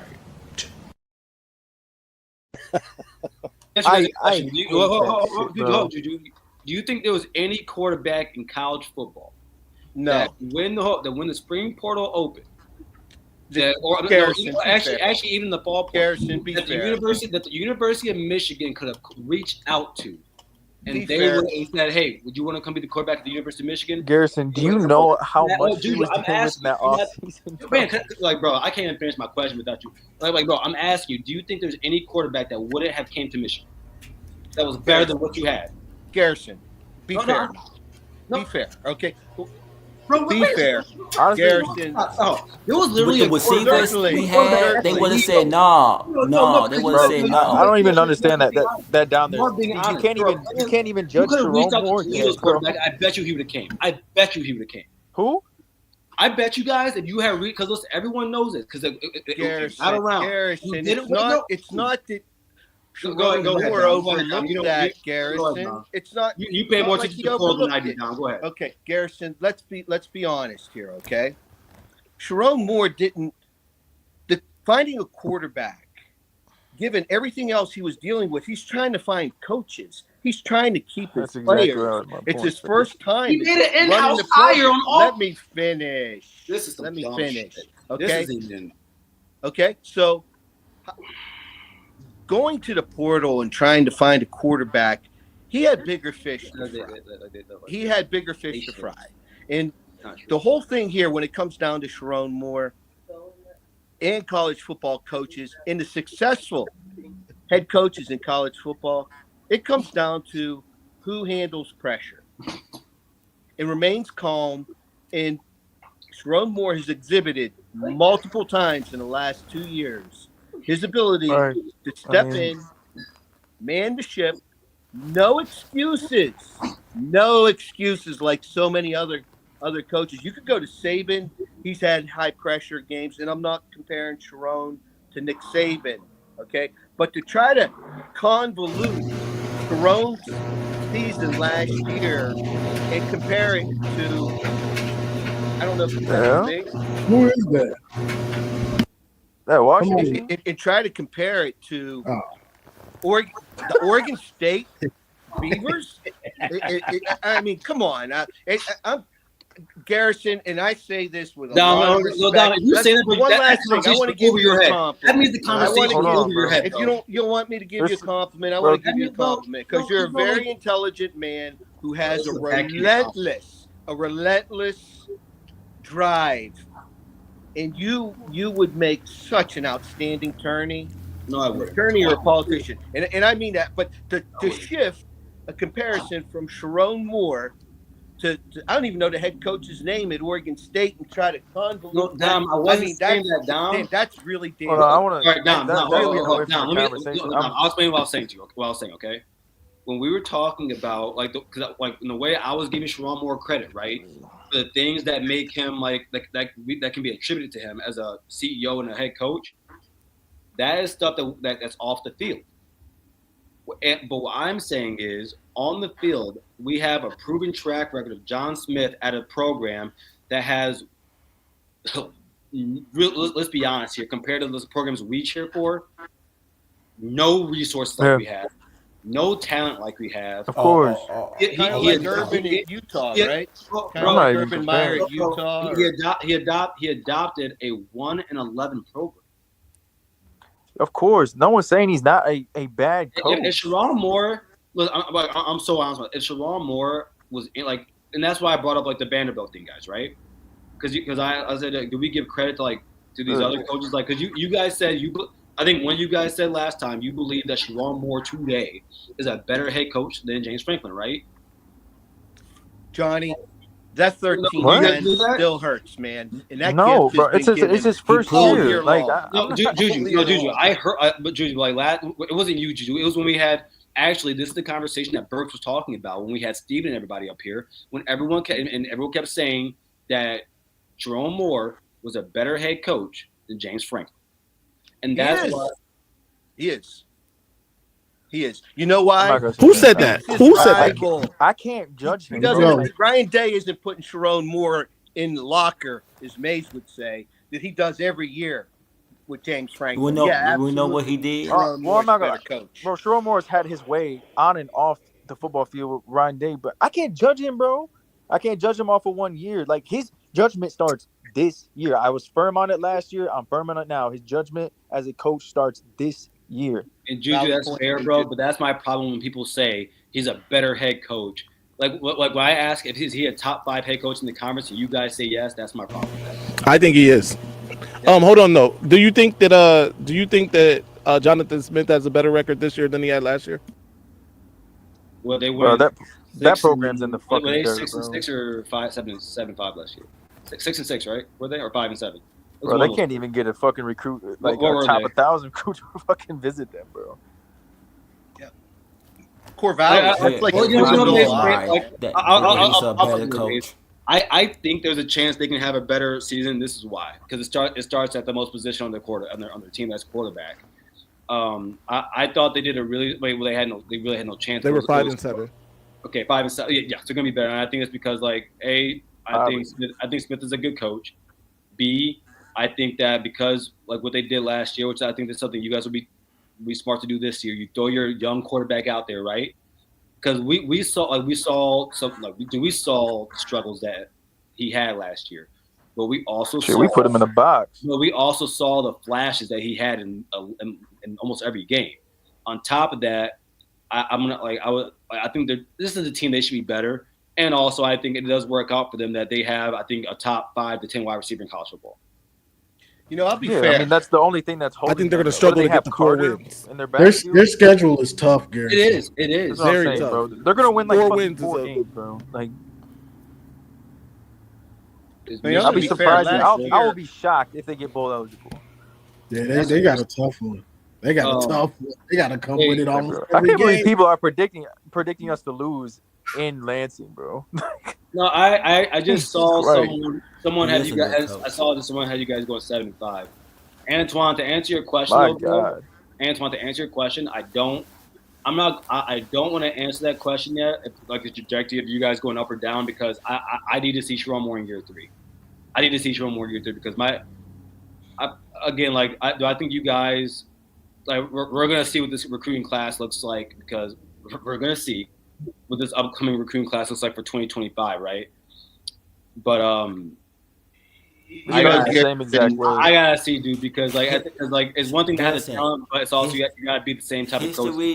It's going to repeat. What do you mean? You're worried about the recruiting this cycle? Yeah, so I won't. Really? Do you know the history of Michigan recruiting, bro? So Juju, I'll give you a conversation. I'll make you a conversation that you are privy to. I had a conversation with TJ a few weeks ago. We had like a nice little 30-minute conversation. And I'm gonna explain something. Hold on, Tim. Hold on. And I was asking him, and we were talking about recruiting. And this is actually before, because I had missed this, and I had no idea about the 4 weeks you guys had of no recruiting. And he said to me, he said, yeah, bro, like he says, like right now I'm not worried, bro. But he says, bro, if it gets to like June, July, and we're not at 12, we're at a problem. We're at a problem. Okay, yes, that's his opinion. And yeah. so that's why I'm saying, bro, I am waiting to see what your recruiting class looks like. Because you just asked me, you said you just asked like it was a problem. You say, wait, you're worried about our recruiting this season? Well, clearly, there's like there's reason to be worried. Okay, but let me ask you again. Do you know the history over the years of Michigan recruiting? Yes. You do understand how slow we start there's only 2 classes in the Harbaugh era and beyond. 2 classes that have popped off quick. Yeah, but Juju. And it is the month. I want to reiterate, bro. It is the month of May. It's the deadest month of recruiting. Juju in May recruiting gets a lot. This bro, OVs don't even start, bro. That's what I'm saying. Our recruiting, bro, every single year, bro. We don't pick up until OVs start. It happens. I'm not, bro. If the insiders are not worried, I'm not worried, bro. I agree, Juju. Brother, I agree with you. What I am saying is that's a crucial month of recruiting that you weren't a part of. Yeah. And then again, I'm not just sitting here saying this as some brainless Ohio State fan. This is a conversation that I was having with a Michigan fan that pays attention to recruiting more than almost. Bro, you know how much recruiting that he pays attention to. So when he says to me, in June or July, if we are not at 12 commits, dude, this is a problem. I can say here, Juju. Yes, there's reason to worry for your class. Garrison, the recruiting aspect is a very valid point. But again, let's be honest. Thanks to that biased Buckeye media constantly stirring up the cheaters and this and that. Don't say Buckeye media. Hold on. It is. You guys got 8 or 9. I want to reiterate. Say Buckeye media. Say who it is. Buckeye media includes me. That ain't me. I'm talking about the networks. I'm talking about Herbie Galloway, Thamel, Feldman, DiNardo, Joshua Perry, Urban, and the list goes on and on and on. It's Let me explain something. Urban Meyer's back to guys. Hold on, Garrison, bro. Respectfully to me or to anyone who gets bits and pieces of information through people, like respectfully to everyone, if a legit recruiter analyst and Brian March, right, is saying he is not worried. Thank you, Juju. Every year. Thank you, I'm Juju. not worried. All right, wait. Quick question. That's a fair point, okay? So my question is, have you ever seen a situation, right, where a recruiting analyst says something or says not to worry about something, and then the opposite happens? So I'm not sitting here saying that you don't have reason to believe that, right? I'm not sitting here saying that. What's his name? Brian March. Yeah, Brian March. That he's not privy to it, right? He's the guy with the raspy thingy voice. Right? Yeah, he's connected with Sam. Yeah. So I understand that. At the same time, bro, and I get you guys do late recruiting and all that, bro. But again, what I don't want to happen is that when we sit here and because you guys listen to TJ, you guys take a lot of things that TJ says to the bank, and rightfully so. So when that happened, I say, I'm not talking about you. I'm talking about people that watch the show, bro. I'm not talking about you guys. I'm saying people that watch the show, people that go in Juju, you're lying, bro. People take me to the bank. TJ, that's true. Yes. So why is there? So if that's the case, bro, I'm not again. This isn't me saying this as some Buckeye fan. I'm not. No, I'm just repeating what I'm hearing, and I think for any program, bro, for Ohio State too. If Ohio State had to sit out a full month of recruiting, I would say, and Ohio State only had 4 commits, I would sit here and tell you, bro, this is a work. I would say that. Okay, and that's where I'm not worried because NIL has changed the game. It's changed the game. It could be flipped on the head. I mean, look at our class late. I was fucking worried. I was worried because we didn't know. Middle of the year, he flipped the shit on its head, and half our class we got late and we flipped. So I'm not worried, bro. Like I'm not there yet. But Judy, this thing, right? So I'm happy you said that because I think this is a good like football conversation, right? Because like when I was talking with TJ, I said, wait, so are you telling me like based on like because we talked about that what you just said? I said, dude, I don't because that's the exception. That's not the rule. So I said, he said, bro, but we're talking about you can't just expect to at the end of the season, bro, just to flip those guys. Again, we can't look at one season, right? Because I think like when you bring up the slow thing, like at the end of the year, I think that's a proven track record of Michigan that they do on a consistent basis, right? Mm-hmm. At the same time, I think we can also point out what you guys did last year was not the rule. No, of course, I'm not saying that. That's not me. But we're sitting here. Maze, you gotta say something. I want to hear it. I'm looking at your eyes right now. We're sitting here acting like we're like our recruiting violation is starting during. Oh, if it was during OVs, I would have a huge issue with it. I want to hear like that is OVs. Like it's during the month of May in one of the deadest periods. Yes, relationships do matter. I do believe that, and I do believe we have ground to make up. But the most of our top guys don't decide till the end of summer. Like, again, bro, I don't disagree with you. I was just saying, like, yeah, I don't disagree with you either. I'm just saying I don't disagree with TJ. He has a right to be worried if he said he maybe would be worried. But Maze, I feel like I said something that no. It's nothing about what you said. It's just what I know. You know, I've been.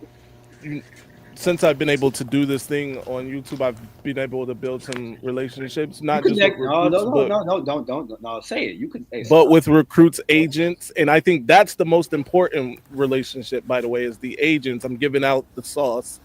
Get the agents, because they know the things. And from what I've been hearing from top level agents, at least let me not say the agents that are the agents of the kids that Michigan is in contention for.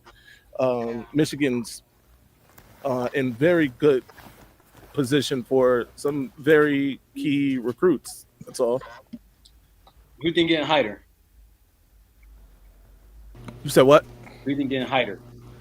I think like Hyder coming out and like recently saying like Michigan still leads with us not even being in contact with him serves dividends. I think the Hyder one is going to be between Michigan and Ohio State. I think that's going to be the one that's is going to cause a lot of people to curse or slam. You think he'll cause more than Marshall? I don't know. Yeah. No. I think it's a bigger deal. No, but this is a bigger deal because, and the only reason I feel that way is because I do believe Marshall committed early in the process comparatively. Hold on, bro. That's in Ohio. Yeah, but he's an Ohio kid from Cincinnati. I get it. Go to Kentucky. That's a Michigan. No. But I get it. Don't get me wrong. And he was like Mr. Ohio, all of those things. But Michigan really did a great job with him. Like it was. Yeah. I never thought Ohio State was gonna get him. You know what I did the other day? I think you guys. I watched. I just wanted to do this. I like that fun like this sometimes. I watched James Peoples' highlights from last season, and then right after it, I watched Marshall's. But it's mostly the Alabama game, right? But I watched it, dude. I tell you, I think those are two different running backs. We got to get you a Garrison. I agree. They're not really comparable. Where you could just like mute Garrison and you just like still just freeze frame Garrison, and he could talk while we're looking at a frozen screen. I'm just teasing with you, Garrison. I know I'm handsome, bro, but we can't be doing that. Anyway, I appreciate you having me up, Johnny. I gotta get moving here. And again, Garrison, I'm being serious. Wait, Dom, can I ask you a question? No, this is a real question. Do you have a YouTube page or something? I read tarot cards. It's runs in my mom's side of the family, and I'm young. I'll read tarot cards, but I do it differently because I convey what the energy of the cards tell me. I'm not telling fairy tales. So someone coming to my channel, I'm not going to tell them that your ex is coming back, or I ain't they're fucking getting with their that shit. karma. No. Tarot cards, bro. Tarot cards that's different than doing a Ouija board. It's not the same thing. It's whatever you believe, and nobody really knows. So anyway, Did you see the movie Tarot? No. Oh God, I haven't. so I scary. haven't posted on my channel. It's fact, so I'm going to kill the channel, but I got to run. I appreciate the gentleman. Bring up Dot having me again's comment. And, Bring up Steve's comment. Garrison, I'll depart with this. Okay, a question. How do the people at OSU and Columbus react should Ryan Day lose to Texas, lose to Penn State, and then lose to Michigan again? I think if he loses to Michigan again, all those previous episodes that we had here about, is Ryan Day a great coach? You guys aren't going to be talking about that. You're not going to be talking about it at all. You're going to be talking about running him out of town again. If that happens 5 years in a row, tune in that Monday. Okay. No, I'm sorry. Tune in for the post game. Tune in for the post game. I'll see you guys later, man. Thank you for having me up. Appreciate you, dog. M3. Wait. Can you pull that comment again?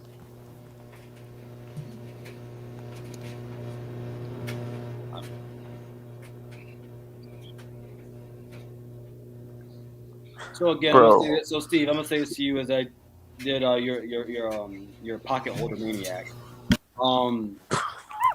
You guys, Jesus, you guys, go ahead and start a channel. Which maniac you have done, and I've seen your views, and then Jesus, bro, and then when you or it's get getting nasty. then when you do my views are brought up by both of them, and then when you do that, and you're he technically didn't bring your name up. No, we're not idiots. We're all smart people, and so when Burks, hold on, no, but Burks did. I was gonna ask a football question. And Burks didn't mention Steve on your joint. Did he mention it on the other one? No, he didn't So he actually didn't name anybody. I freely said, "Oh no, I'll do it for you." Again, guys, I don't know, okay. Listen, Burks is fine. Why y'all hate Burks so much? M3, bro. I'm gonna tell you why. I know. listen to all the Michigan channels. I hate Maniac. I hate Steve. And who's that girl in the chat? I hate her. He did say he said hate. I hate Jeez Louise. He said hate. No, it's like a zoo. It's like a zoo. They're animals, and it's like a zoo, and you can't even hear yourself think. I hate. It was wait. But guess what? You know what's funny, Garrison? It wasn't Garrison, funny at all. You know what's funny, though? Burks knows what he can do with himself. You know what's funny though, Garrison? It's the off season. It's the off season right now, so he can go to them Ohio State play spots, and it's all cool. Wait till the season. Wait till the season starts. Tave's been trying to figure out who we were talking about. Well, as someone who does do an Ohio State Michigan show, I can sit here and tell you that. As I told him, I told Burks on the channel. I said, Burks, if you ever want, you can always call in, man, because our calling shows are everything like your guys is. You have a calling show for the Michigan Ohio State one? What? You have a calling show for your Bryce? They ain't got no. What I'm saying. Nah, I'm your king. We have to go now. Quick, mother, let's go. What I'm saying is that I talk Michigan football all the time, so I have no problem with him calling. Oh, I got you. Yo, M3. Yes, sir. Now we talked about the Hyder thing between them. I don't even think that's the can't miss guy. Right. I agree. I think Amari Latimer is the can't miss guy. Amari Latimer fits our system so damn well. He's a linebacker and running back. You know what I think of those. When you play both positions, he is beyond physical, and he fits our scheme so well, bro. If you haven't seen this film, you need to go watch it. He's a fucking pinball, bro. I think you cannot. He's the safest pick. You cannot fuck that up, bro. So wait, but bro, but I think Hyder is a guy. Like, okay, he's a top end talent. I don't think. Like, I personally don't think when it comes to running back, system matters. And the reason for that is because the running back position is a instinctive position. Like you like it's like I don't think it has anything to do. Okay. If you feel that way, cool. Now revert to what I said about being a linebacker and a running back. Look at Khalil Mullins. He's a linebacker, and how is he able to make you cut so well? Because he was a linebacker. He knows the position. Not every linebacker can play running back, though. I'm not saying when you play both and you're good at, because he's good at both. He knows that he knows. That's what I'm saying. When you get a read for the defense, bro, when you play offense and defense, you know both. That, bro, to me, he's a can't. No one's gonna change my mind, bro. Marion Walker, bro, when he was playing both sides, he did do that. So you're right about that. Yeah. So look, bro. I'm not saying it's not 100% hit. That's it. That's what I just said to you. Don't get me started on 3 cone, bro. You didn't even catch it. So that's. I don't think Juju called that said. No, I did. I just said don't get me started on 3 cone. Hyder or whatever. Juju, go ahead. When I'm saying it's probable, bro. Like when you are that talented, like I think he is. I mean, have you even watched this film? I have not yet, so I will. I will. So I will do that. I think Hyder's a can't miss. Obviously, he's top end talent, but I'm saying for the safe pick, if you miss on him, cool. Like that, he's high priority. I think this is the safest pick, and that's why you can't miss on him. Got you. You got anything else, Juju? Nah, I'm good. I just want to shed light. He visited today, or we were in communication with him today. I'm sorry. The recruiting thing is not like it's broke now, bro. Like we're back recruiting. Johnny, do you mind if I just ask him a quick question? Last question from everybody. Go ahead, Garrett. I won't respond to you, Juju. I just wanted to give you the space. You want to talk about the linebackers that we saw on the top 10 list for the draft. And God, I saw this post. No, bro, that post, bro. There is not 10 backers better than Ernest right now, bro. And my question is, how do you know that Ernest is better than Perkins? Bro, I even told you right then. I told you right then. Actually, I'm gonna save this, bro. Let's save this because I know Johnny. It's been 3 hours, and we can talk about this on either TJ show or your show. Because I got a lot to say about that shit. All right. Okay, Juju. Appreciate it. Big Tim. Tell them where to find you. Woo. Y'all can find me on YouTube. The name of the channel is called The Thunder Redman Football Show. And I am currently at 82 subscribers. So I'm getting close to 100. Everybody subscribe to Thunder Redman channel when you get a chance. Do it right now if you want to. Go subscribe to Big Tim, Thunder Redman. He's cooking up over there. Garrison, go ahead. Oh, yeah. Everyone look at that real quick. Make sure you get it. Subscribe right now.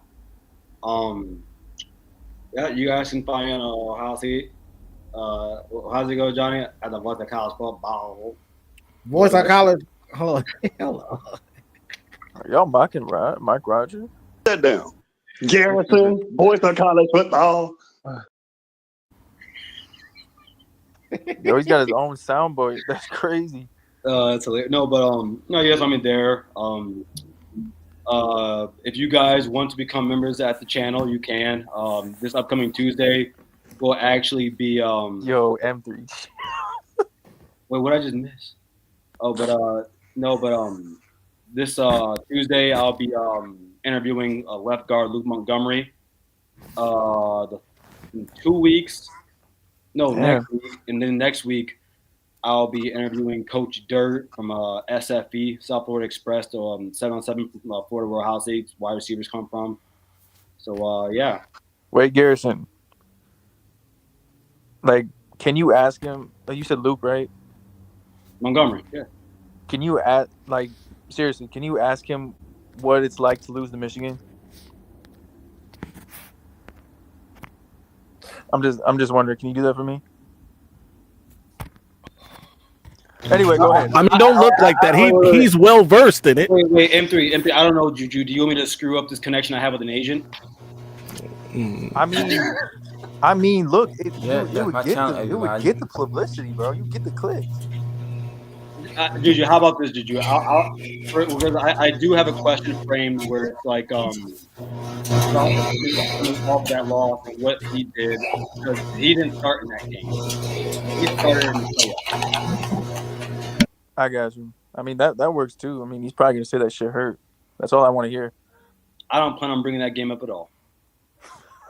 And you're doing the journalistic. That's journalistic. He's gonna bounce around and be like, "How did you guys bounce back from this?" Why would I ask a question that's been asked? 84 now. I have much better questions to ask him than that. We haven't seen Luke answer that question. No, you could ask him, "What's it like playing against Mason Graham, Kenneth Grant?" I mean, I have too many really good questions to ask. Bro, I'm just saying, ask him about the best 2 DTs in America, bro. I have too many questions to ask to do that question.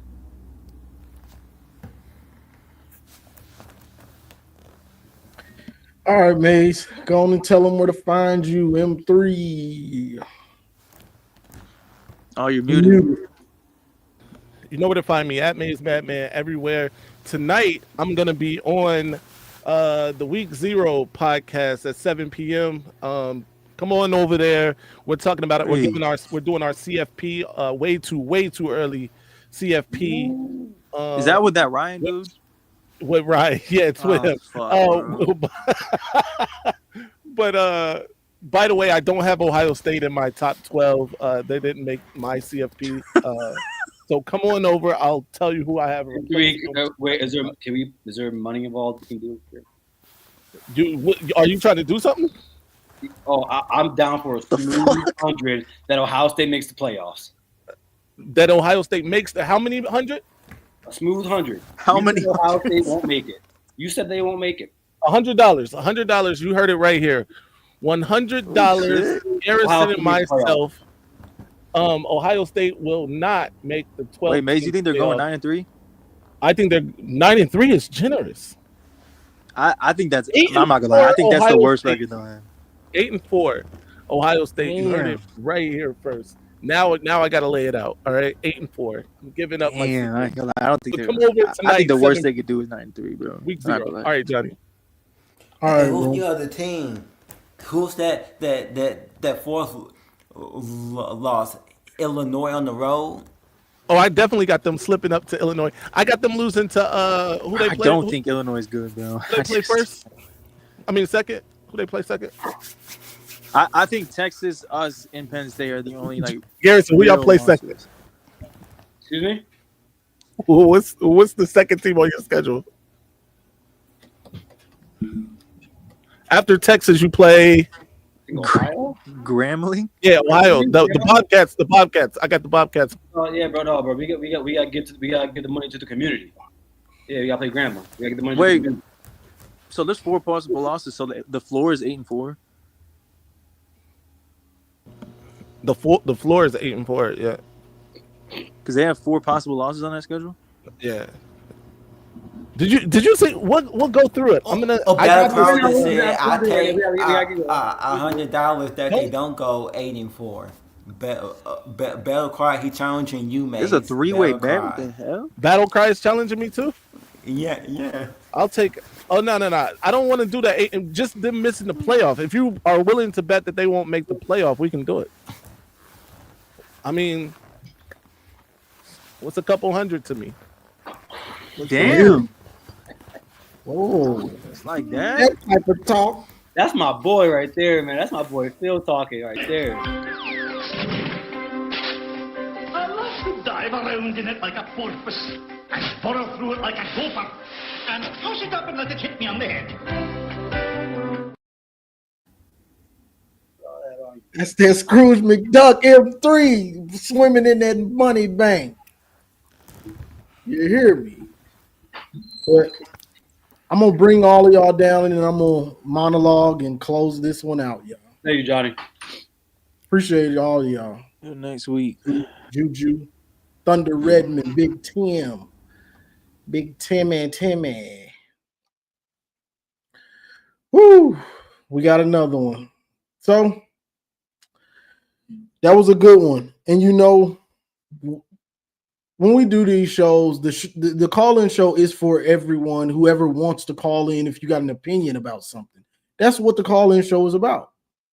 You know, it's not about just Michigan fans. If only Michigan fans call in, of course, we're going to talk Michigan. If Ohio State or Garrison comes up, you know, we're going to talk from Ohio State, Michigan. That's just how it is.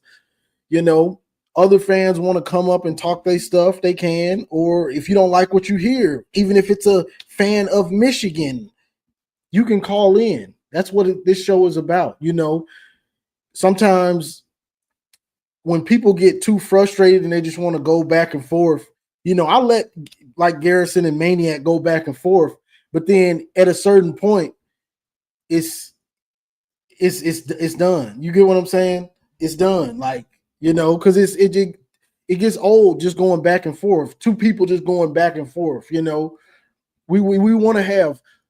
Yeah, we want to talk trash and talk your stuff if y'all frustrated with each other. That's fine. But we want to have productive, we want to get back to productive conversations. You get what I'm saying? And there was so much of it at the beginning of the show that as the show moved on, I wanted to slow that down to where it's not so much of that back and forth and, you know, just talking trash. They're not even trash talk. You just talking stuff now. You get what I'm saying?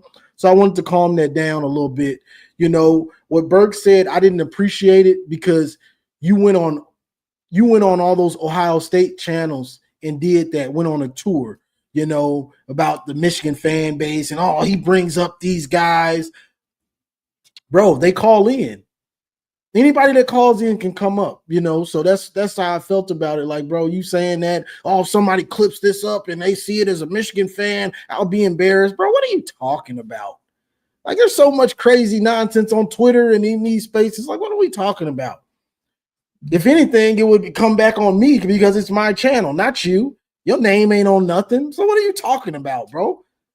But you going on a tour to talk about my podcast and talk about M3s. Like, bro, that's trash. You know what I'm saying? When we give you opportunities to come up and speak your mind, you know?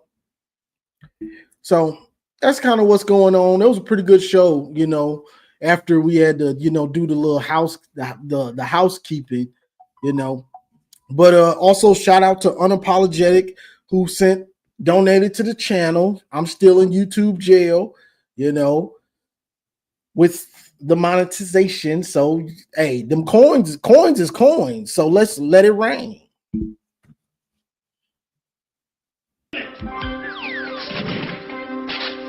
I love to dive around in it like a porpoise, and burrow through it like a gopher, and toss it up and let it hit me on the head. Toss them coins up, let it rain. But yeah, so we just gonna keep on moving, keep grinding. You know what I'm saying? This is this is another thing. This is the off season, y'all. So any kind of topic we can kind of think of and bring up, we gonna get on here and chop it up because there's really nothing to talk about right now. You know what I'm saying? Whether that's Michigan, Ohio State, what's going on in society, maybe sometimes, or what's going on in the college football landscape in general. This is a dead time right now for football talk, for college football talk, for real.